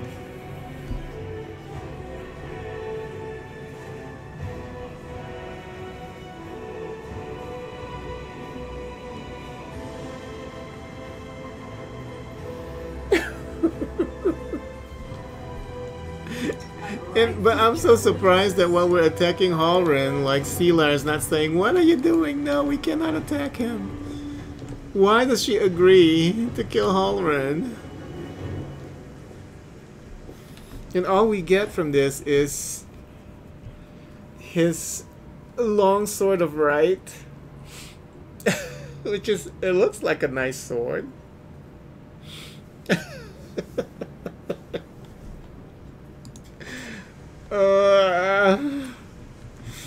No, okay, we're not gonna kill him. I wasted so many potions. I wasted so many potions, but at least. Oh no, he's still dead!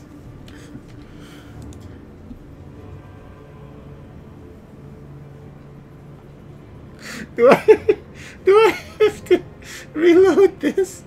Let me see, what was the last time? We might have to just keep him being dead. I made a mistake. Oh my god, I have made a mistake. Oh well. Oh my god. The last save is like a couple of hours ago. It's not that far, actually. Do I? No, we made a decision. We have made a decision to kill him. We're just gonna stick with it.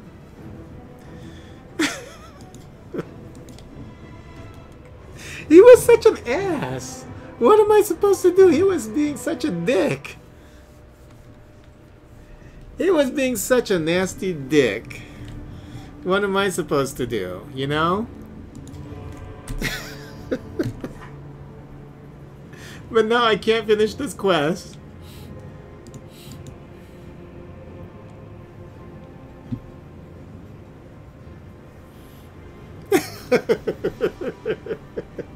It's sort of right given this jurisdiction. That is so funny.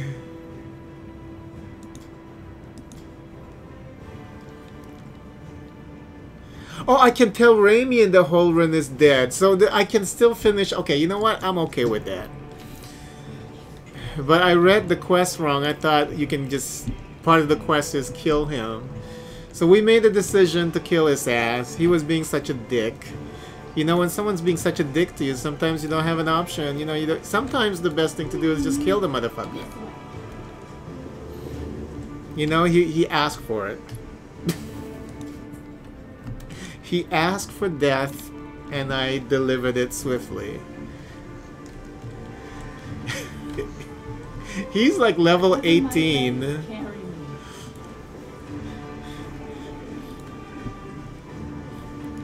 And 3 people had to heal Sela non-stop while fighting.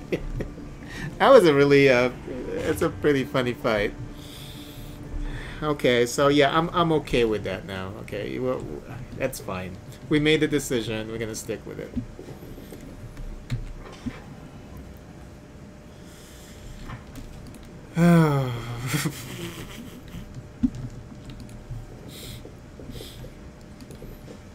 That's a nice sword, though. We just need to have it identified. I think is it? No, it's already identified, right? It's so we can just now she can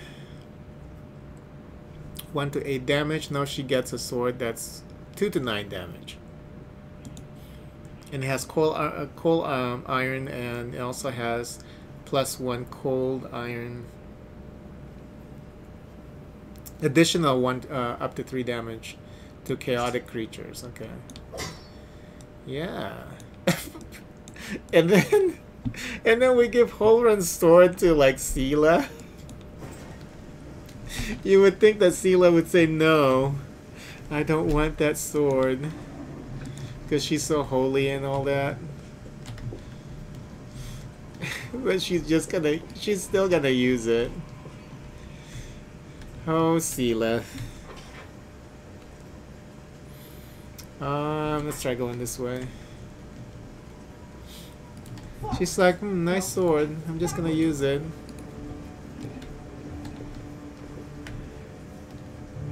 Oh, there are mongrels on the other side. How do we get there? So they were guarding this hole.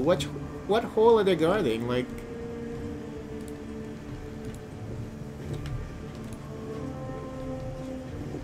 I don't know how to get there. Must be a way. Yet another obstacle. Wait, oh. Surrender or else. I'll cut you wide open. Burn. Slice. The head. Whoa.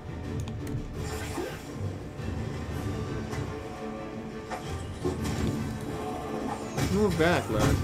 Oh, the fly is thrown back into the freaking...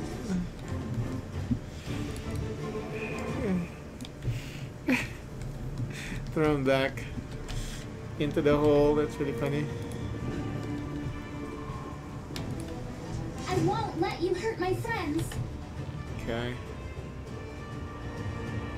Oh, those are Crusaders. Too Okay. late to make May I see your entrails, please? Wow. I'll hit you. Cover me, alright? Nice. And may I see your entrails? Another book. Oh, it's the same book about the bleeding heart. Okay.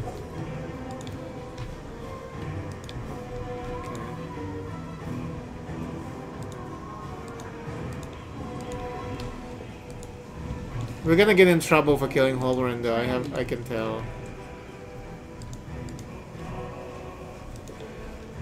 The orc is not gonna... It's not gonna like that.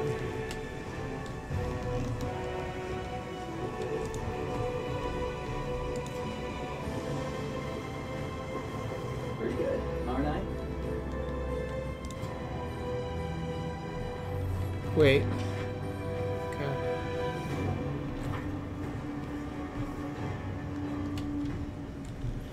Okay, we should rest though before we continue. Let's go back to that house.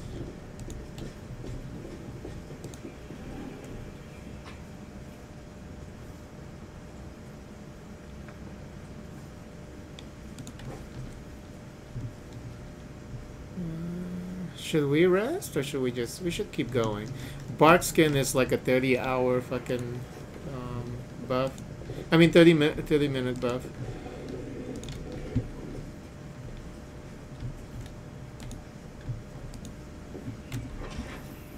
I can't seem to access like... Or maybe we can access it from down here. Let's keep going. It's over here. What's in wait for me there?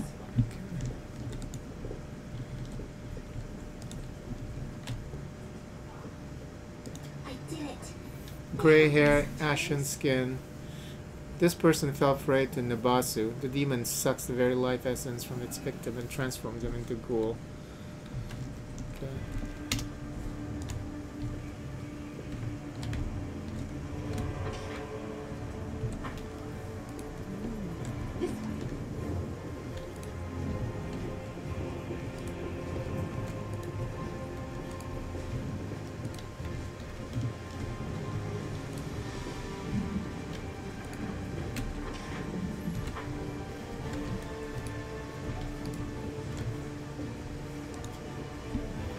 The mongrel bit. Okay, nice.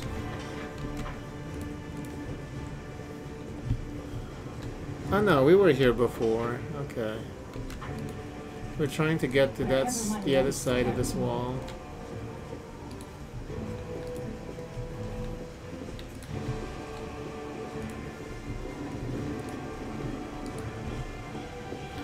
Huh. Okay.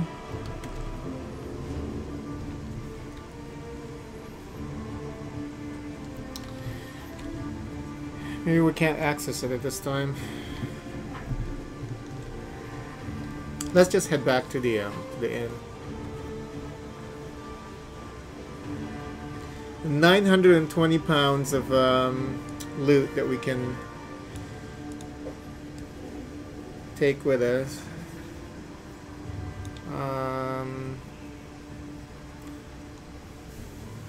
As long as we don't get attacked on our way back, I think we should be okay. We took everything. We took everything. Oh no, and its movement is slowed. Each character has a limit for the shared stash. All members' capacities add up. When the load becomes medium, character starts moving slower. Heavy loads slow them down even more. Try to get rid of items you don't need by selling them or throwing them out. Some vendors can sell you the magic bag of holding that increases the party's carrying capacity. Where is that? The animal companions also increase it. As a last resort, you could throw away cumbersome and cheap items such as non-magical armor. Well, I'm trying to sell them, so please just take me home. No!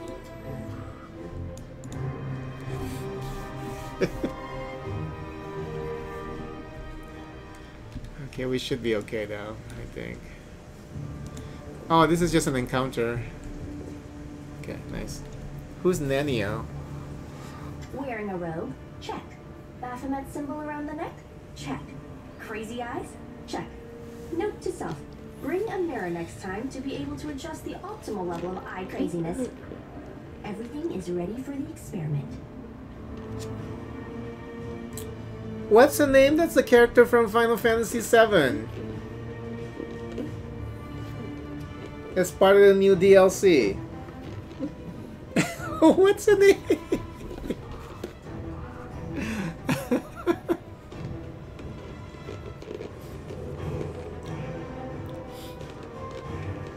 And she could also be Riku from Final Fantasy X. An audience.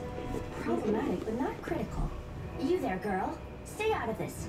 It is counterproductive to stand in the way of scientific progress. Who are you? What are you doing here?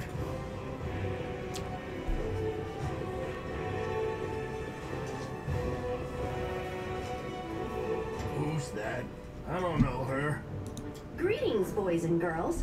I am your sister in sin, a devotee of Lord Baphomet's dark will, and so on and so forth.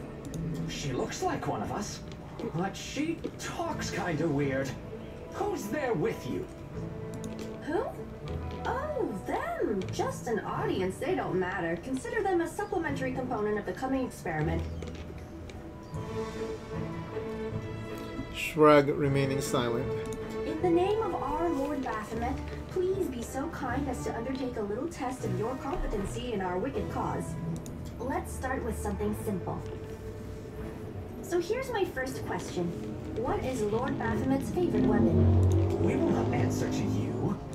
Our lord can wield any kind of weapon. He is all-powerful. Wrong. He wields no weapons at all. He doesn't need any. He just gores his enemies with his horns. Actually, it's Azergal, a glaive made of red adamantine. That is correct. But still, girl, no prompting, please. Well, I gotta showcase my fucking mastery of the religion lore. This experiment has taken quite a surprising turn. I would never have expected the followers of the great Baphomet to be baffled by such a simple question. Fine. Let's recalibrate the difficulty and proceed with the next question. Please name Lord Baphomet's sacred animal. A bull. Of course, everybody knows that. Yep. And a cow. Should I just stay silent? No. It's an aurochs, as a matter of fact. I'd like to ask you to stop prompting them, but it seems they could do with a prompt or two. It appears the experiment has yielded results which are as unexpected as they are incredible. Baphomet's cultists have not the slightest idea about who Baphomet really is. No shit. Let alone any in-depth knowledge of his ideology or philosophy. I'm positive that this news will cause a sensation in widest scientific circles. Damn it. She's right. I'm a shitty excuse for a cultist. And my mother used to tell me to become a plowman. Hey, take it easy. We've only had 2 questions. You there, come on, ask another one. We'll get the next one. Ask them more. They might still manage it. Is there any sense in continuing? You cannot answer the simplest of questions. I am ashamed of all of you. as cultists and as individuals. Please, ask again. I can answer. I'm sure I can. How do you spell Baphomet's name? E-A-F-A... Oh, screw it. To hell with Baphomet. I thought it was gonna be fun, but instead there are all these questions. I'm done here. I'm going back to my home village, back to my mother. Hey, wait! You there! How dare you stir up discord in our ranks? Grab her and tie her up, and her entire entourage too! The experiment is complete. Unable to deal with the questions, the cultists decide to deal with the examiner instead. A typical reaction for a person who has never been burdened with any intelligence. Now you're gonna start hitting each other, aren't you? Please, proceed. I won't interrupt. What? You're not gonna... What? You're not gonna help us? Oh my god, we are like... Oh my god. Super overloaded. Are we even... Oh god. You've crossed the wrong mongrel. You won't stop us. Let the attack commence!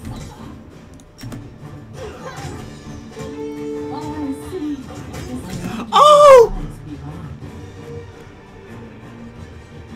They focused on Venus. Are you fucking kidding me?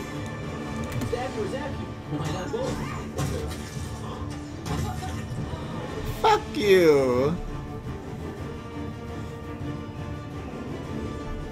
The absence of an answer is an answer too.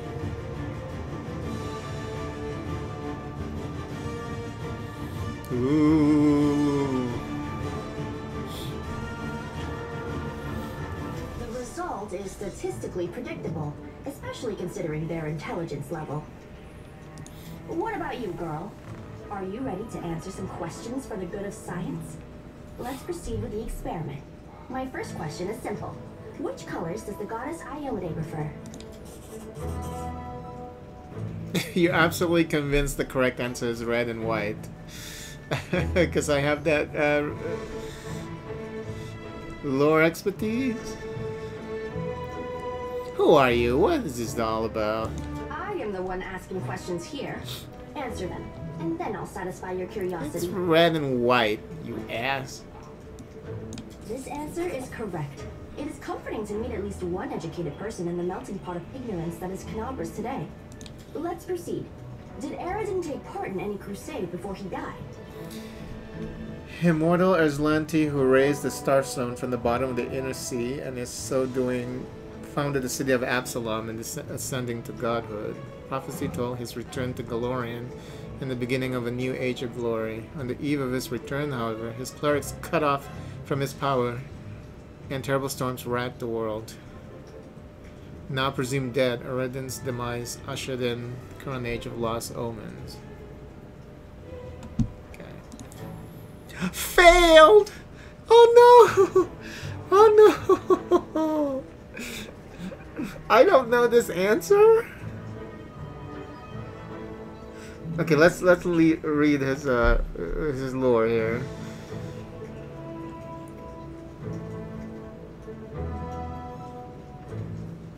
He just founded the city, so I guess no, he didn't.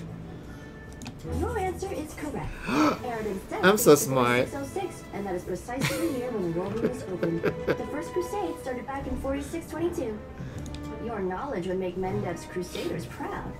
My final question is, Oh shit. what is the title that Arilu Vorlesh bears? Is she the architect of the world wound, the lord of the labyrinth, or the border inquisitor of the shapeless abyss? Oh, I know that one. It's Architect of the Whirlwind. Because I've heard that before. That's correct. Most excellent. Yay. You successfully answered all of my questions. Splendid. Amazing. This is a breakthrough. I thank you for your cooperation. See, I read everything, so... It seems to me that I owe you an explanation. My name is Nenio. I'm an explorer, a pilgrim, a yet-to-be-recognized scientific luminary, future author of the great Encyclopedia Galarianica, and rector of all Absalom's universities at once. Future rector, I should say. I also know several spells. Now, can you finally tell me what you were getting at with all those questions? It is so heartening to see you strive for knowledge. I have been conducting an experiment comparing the intellectual abilities of the average cultist with those of the average crusader. And I must admit that you passed the test with flying colors. This does offer a glimmer of hope for the future of Crusade. I've always claimed that despite the popular beliefs about the limited intellectual abilities of those in the army, at least some of them can be considered educated. It pleases me to see that I was correct. So you're trying to say that I am mediocre? Yes. Dang, girl. Why do you keep calling me girl? I have a name, you know. And it's so delicious to utter my name. I apologize for an injury to your ego, but your name is irrelevant on the grand scale of the universe. Thus, it cannot possibly interest me. I will forget it as soon as I hear it. To avoid unnecessary confusion, I prefer to not know it at all. You will not forget my name, that's for damn sure. Canabras isn't safe right now. Shall we join forces? Do you wish to become my follower? To accompany me on my expeditions to the World Wound? To assist me in my experiments? To run errands for me? Perhaps even to write down my deepest thoughts for the benefit of future generations? Oh, how splendid! Of course, I agree. Truth be told, I have no money to pay you. But you will be aiding the progress of science, and that is its own reward. If we join forces, you'll have to follow my instructions during our expeditions. Huh? What? Oh, yes, the dangers and these battles. Of course, I will follow your orders. I place my life in your capable hands, so I can focus on the things that really matter. Okay, I agree. Excellent. You're hired. To think that I finally found someone to accompany me. 27 Crusaders before you said no. Not one of them saw the undeniable appeal of my offer. Your first assignment is to take me to a safe place. I have to admit that today's experiment has left me quite tired. She deserved to be slapped.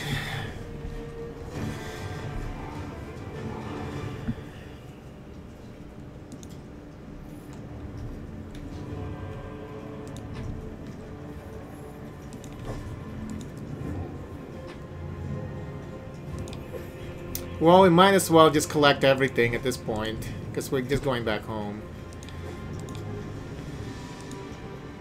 You cannot travel? Your inventory weight is too great? Oh, shit. Fine. Fine.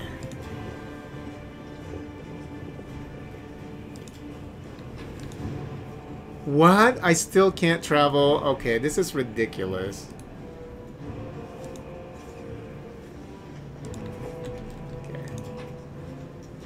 Oh, we can now, okay. Collect everything. Okay, just please make sure that we get home. Please, no more interruptions. No more crazy Riku characters. Okay. So we get to sell all of that. All of those crappy loot.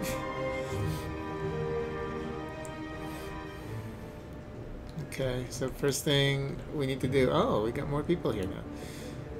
Forward. Find the dwarf. And sell everything. Yes.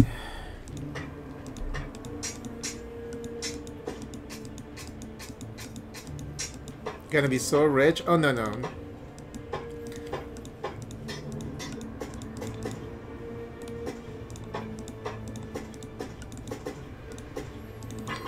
Gonna be so rich.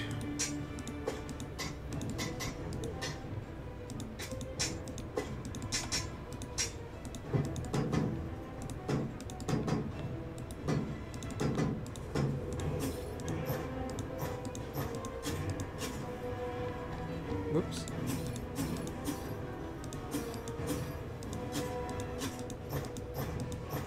Oh no, those are oh, they have enhancements, so we need... Okay, we gotta be careful. This one has enhancement too, so let me get that back. Oh my god, the weight is horrible though.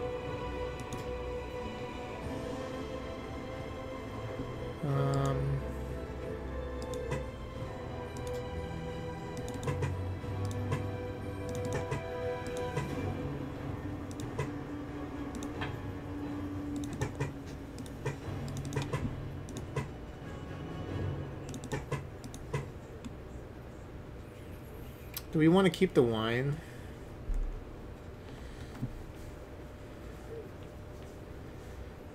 Is there a reason to keep the wine? Is that something that you can use? Hold on.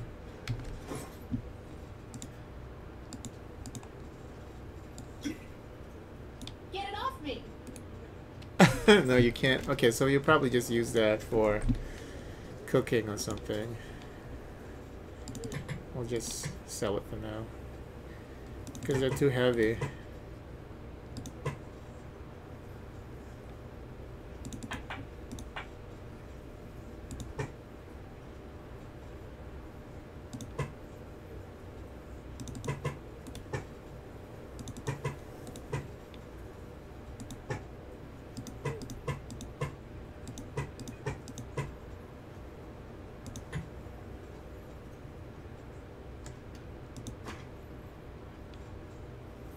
I'm collecting all the documents, but we can sell the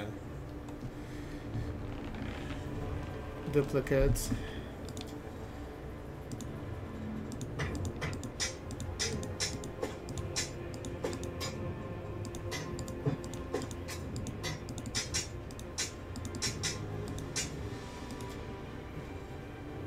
We still have a lot of crap. Jeez. Dang, that's a lot of crap. Whoops.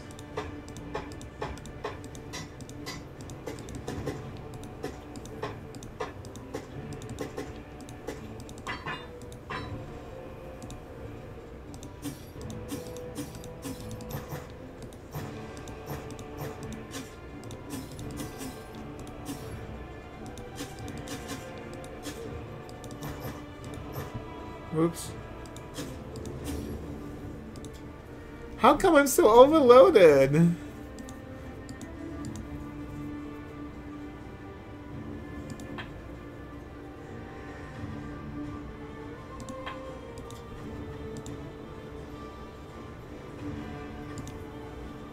Oh yeah, the potions. We'll keep 10.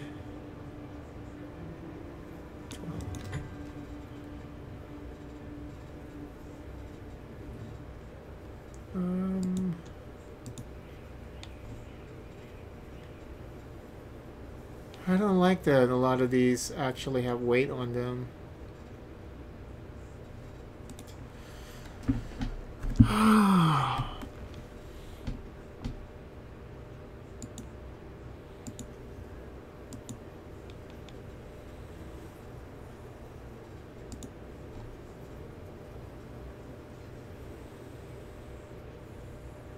Oh, because the reason why it's overloaded is because it's only me right now, not the whole team. Okay, that's okay. Makes sense now. Shit. Now it makes sense. Okay. Now let me just check this Facila here. Half plate plus 1, or do we want high? Okay, half plate plus 1. Okay. Now we can sell that one. Then we have hide armor. What is she? So what kind of character is she? Scroll Savant.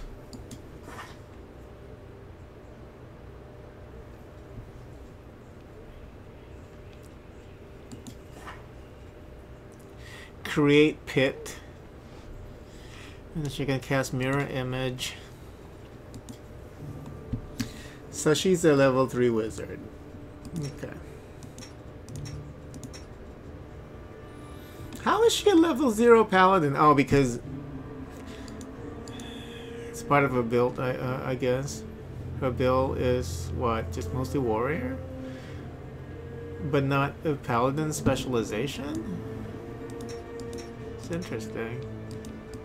Isn't she a pally? Yeah, she is a paladin. She's level 3 paladin. Oh, but she doesn't have any spells right now. I mean, specific paladin spells. Okay.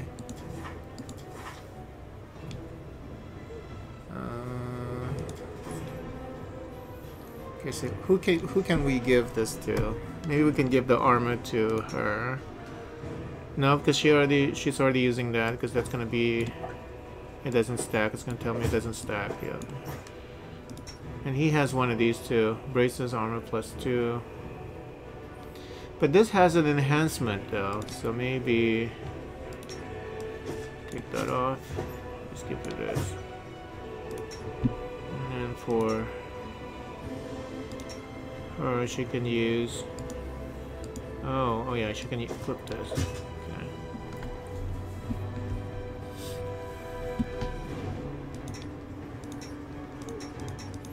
All right, looks good.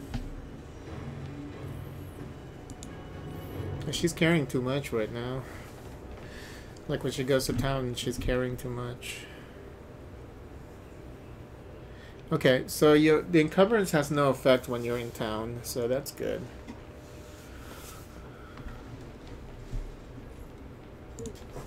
Alright, let's go back to the inn.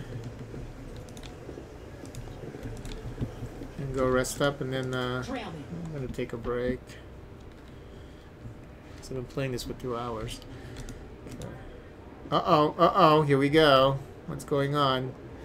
We're going to get scolded for killing Holdren. The defender's heart greets you with unexpected liveliness. Beyond the walls of the tavern, the once bustling and festive city lies in ruins. But somehow none of that can be felt within these walls. The people in the room are talking, laughing. Oh, are they celebrating the death of Holren? Raising toasts, even softly singing. It doesn't look like typical tavern revelry, but nor is it the grim vigilance of recent days. Sela waves to you. She is sitting at the table with the trio you met previously. The knight, the half-elf, the red-headed halfling. Oh no, we're just celebrating with Jana. Venus, come. Let me properly introduce you to Elin, Jana, and Curl, the fearless warriors of the League of the Inspiring Cart. Sela pushes a mug of beer towards you and speaks softly. It was me who convinced Irabeth to use what Jana, Curl, and Elin found for a little party. If you look out the window, you might think the end times have come and the abyss has devoured us all. I thought some simple pleasures, good food, and good company could keep the gloom at bay. Sela looked at you hesitantly, as if trying to gauge your reaction.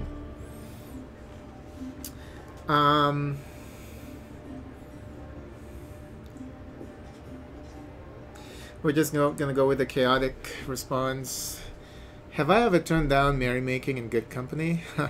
Let's raise our mugs, my friends. Wait, I'm not ready for another toast yet. It's not even day. It's not every day that I drink with paladins, knights, and sword lords. Sword lords.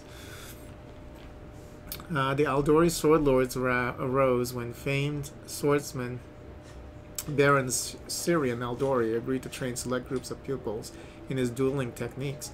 They ruled Roslyn for generations. I think I've read this before.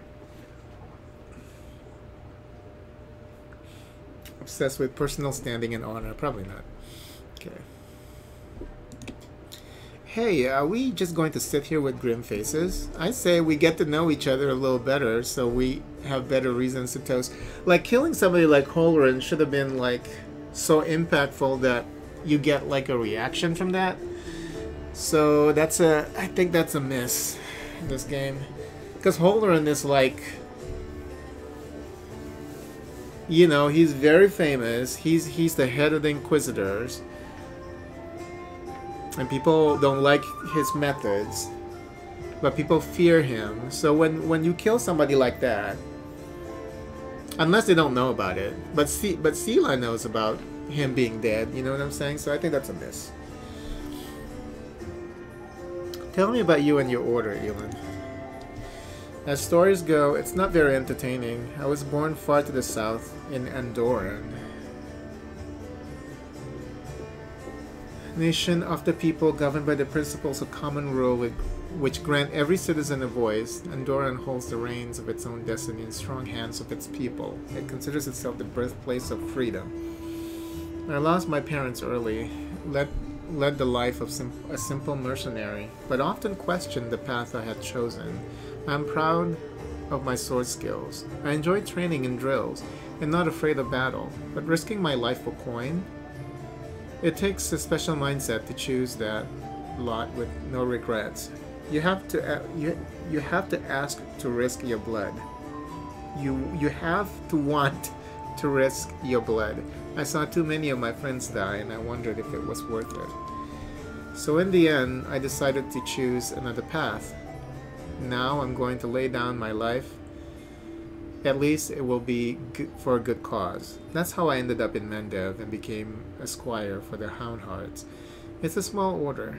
By tradition, it never has more than 12 members, and a new member is only knighted after one of the elders die. We patrol the lands along the Wardstone line and provide aid to travelers and settlers.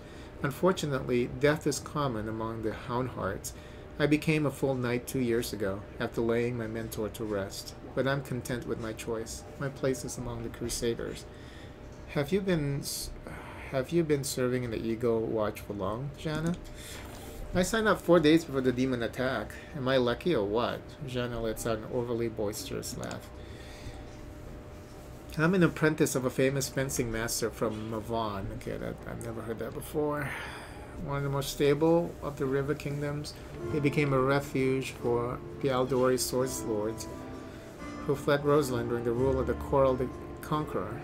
Many sword lords settled there in Mavon, bringing with them the experience and knowledge of the ancient discipline of the sword lords. Warriors from as far as Garund make pilgrimage to Mavon to study their secrets. To earn the right to stay, the applicant must pass a series of increasingly difficult duels. That's interesting. And I learned a thing or two from him. Believe me, I soon got bored of fighting off bandits and getting involved in the petty squabbles of the bickering river kingdoms. I wanted a proper challenge, and you can't find a better place than Mendev. And what do you know? The moment I arrived, the demonic invasion began. My father would say that's no accident. Fate brought me here. What about you, Curl?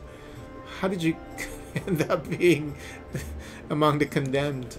I just did whatever everyone else was doing. I grew up in the slums where everyone stole a little, or maybe smuggled, or guarded stashes, so Curl stares into his mug gloomily. But I never killed anybody, and I never did anything really bad. I got caught stealing, and when they made me choose between prison and the condemned, well, of course I didn't want to go to prison. I'm not that good a fighter, but as Nagarber is my witness, a thief can also be useful in a war against demons. I've always been a good scout. I can sneak under the nose of any monster. But I don't know where my friends are now. We got separated when the demons rampaged through the city. Chin up, friend. Whoever you were in the past, you're our friend now, a crusader. I think she wants to fuck him or something, because she's too nice to him. Your skills will be useful to us. You'll see. How do all of you know Sela? Ellen said, I met my noble sister on the road to Canabras. I was returning from the south, from my fiancé, and was happy to be in the company of a paladin of Yomede. We said our farewells at the city gates and went north along the road to Dresden, to my orders camp. Elend's face grows grim at the mention of the camp. The demons attacked us there. At the same time they struck Canabras, but we managed to fight them off. We hurried to the city's aid and joined forces with the Eagle Watch. All my fellow Houndhearts were wounded during the battle on the streets. I'm the last knight of my order who can still fight. It's so good to see Sela again. Every loyal heart counts these days. I met Sela at a tavern in Canabras, before the attack, of course. She was one of the few who would sit at a table with the condemned. Knights usually don't even look at us, but Sela is different. I knew it the moment I saw her. She's just trying to get into your pants. That's what made me notice Sela too, so I sat down to talk to her. I never understood why everyone treated the condemned so horribly, and I still don't. Our Curl is a great lad, so after that night, Stila and I went round the taverns together every day. Mendev is an amazing place. People from all over the world come here for glory, redemption, or to help those in trouble, and they always find each other. This might be the best place in the world to find like-minded people. And friends. That was a toast, in case you didn't notice. Sela, did you call me over just because there's something the matter?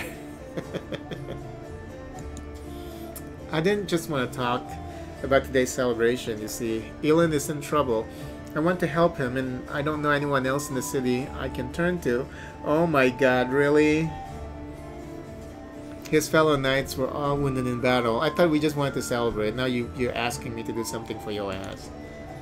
Elend shakes his head. Bad idea, sister. I told you. I don't want to bother anyone else with my problems. I need to handle them on my own.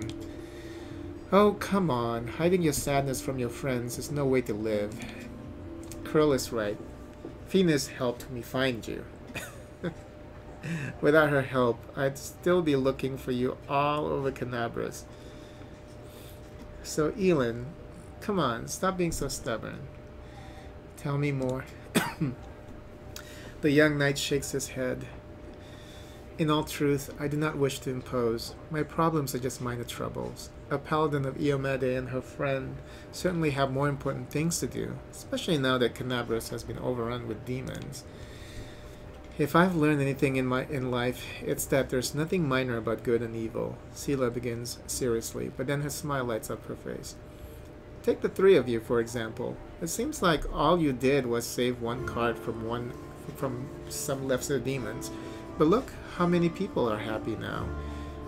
That feat will never be sung off in songs, but who knows, maybe thanks to this one joyous hour of peace and rest, the defenders Canabras will find the strength to protect the city. Sela catches her breath. I talk too much, don't I? Well, Sir Elend, I want to help you. In my reputation as a holy warrior of Iomede won't suffer if it's more of a minor adventure than a glorious feat. The knight sighs and seems a little embarrassed.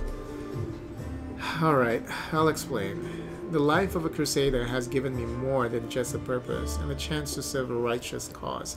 When I abandoned the life of a mercenary and came to Mendev, I gained something else I never expected.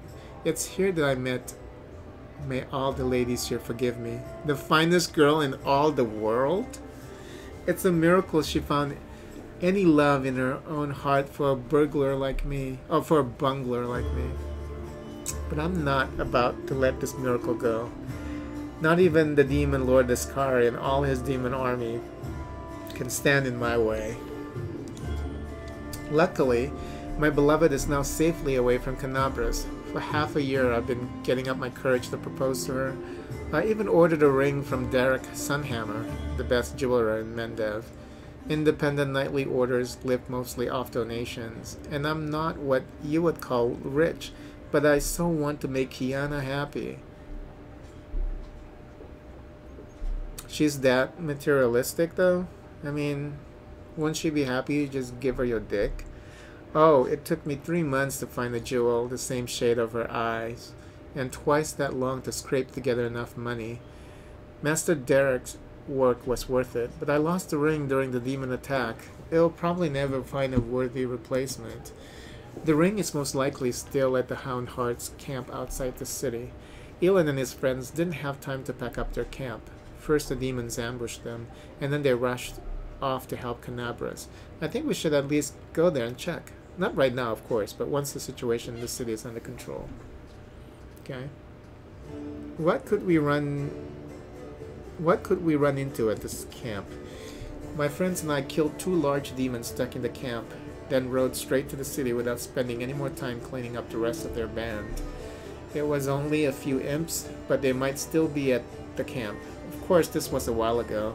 Our camp was attacked at the same time as the wardstone in the main square, and I haven't been back since then. Fine, I will help. Sela puts her hand on your shoulder. Thanks for agreeing to help. Elon is a good man and a true knight, and I think the world should repay those who are so devoted to doing good. Let's help him, so he can propose to his beloved the way he wanted. Jesus.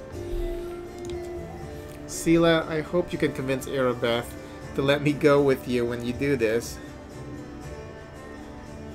I don't want to be parted from my friends. Of course, if the League of the Inspiring Cart has come together in this dark hour, we must continue onward together.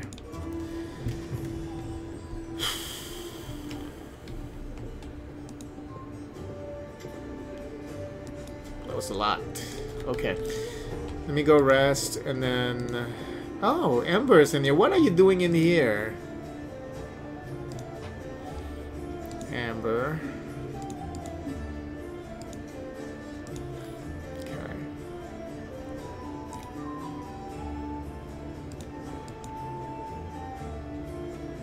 Oh, we need to sell that. Hold on.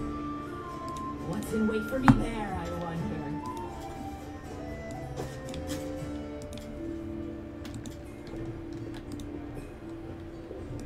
Oh no, was I supposed to sell that? Hold on. Too late now. Yeah, I was supposed to sell it. Okay, it's fine. This way.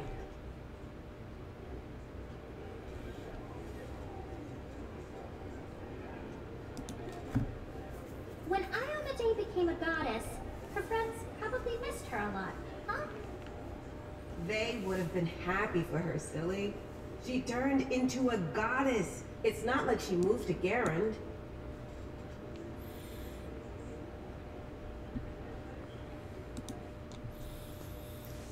Nine hours, okay. So when we come back, we're gonna talk to Amber. Okay, that was fun. I really enjoyed killing Holrun. That bastard. Thanks for being here, Leon. Talk to you later. Bye-bye.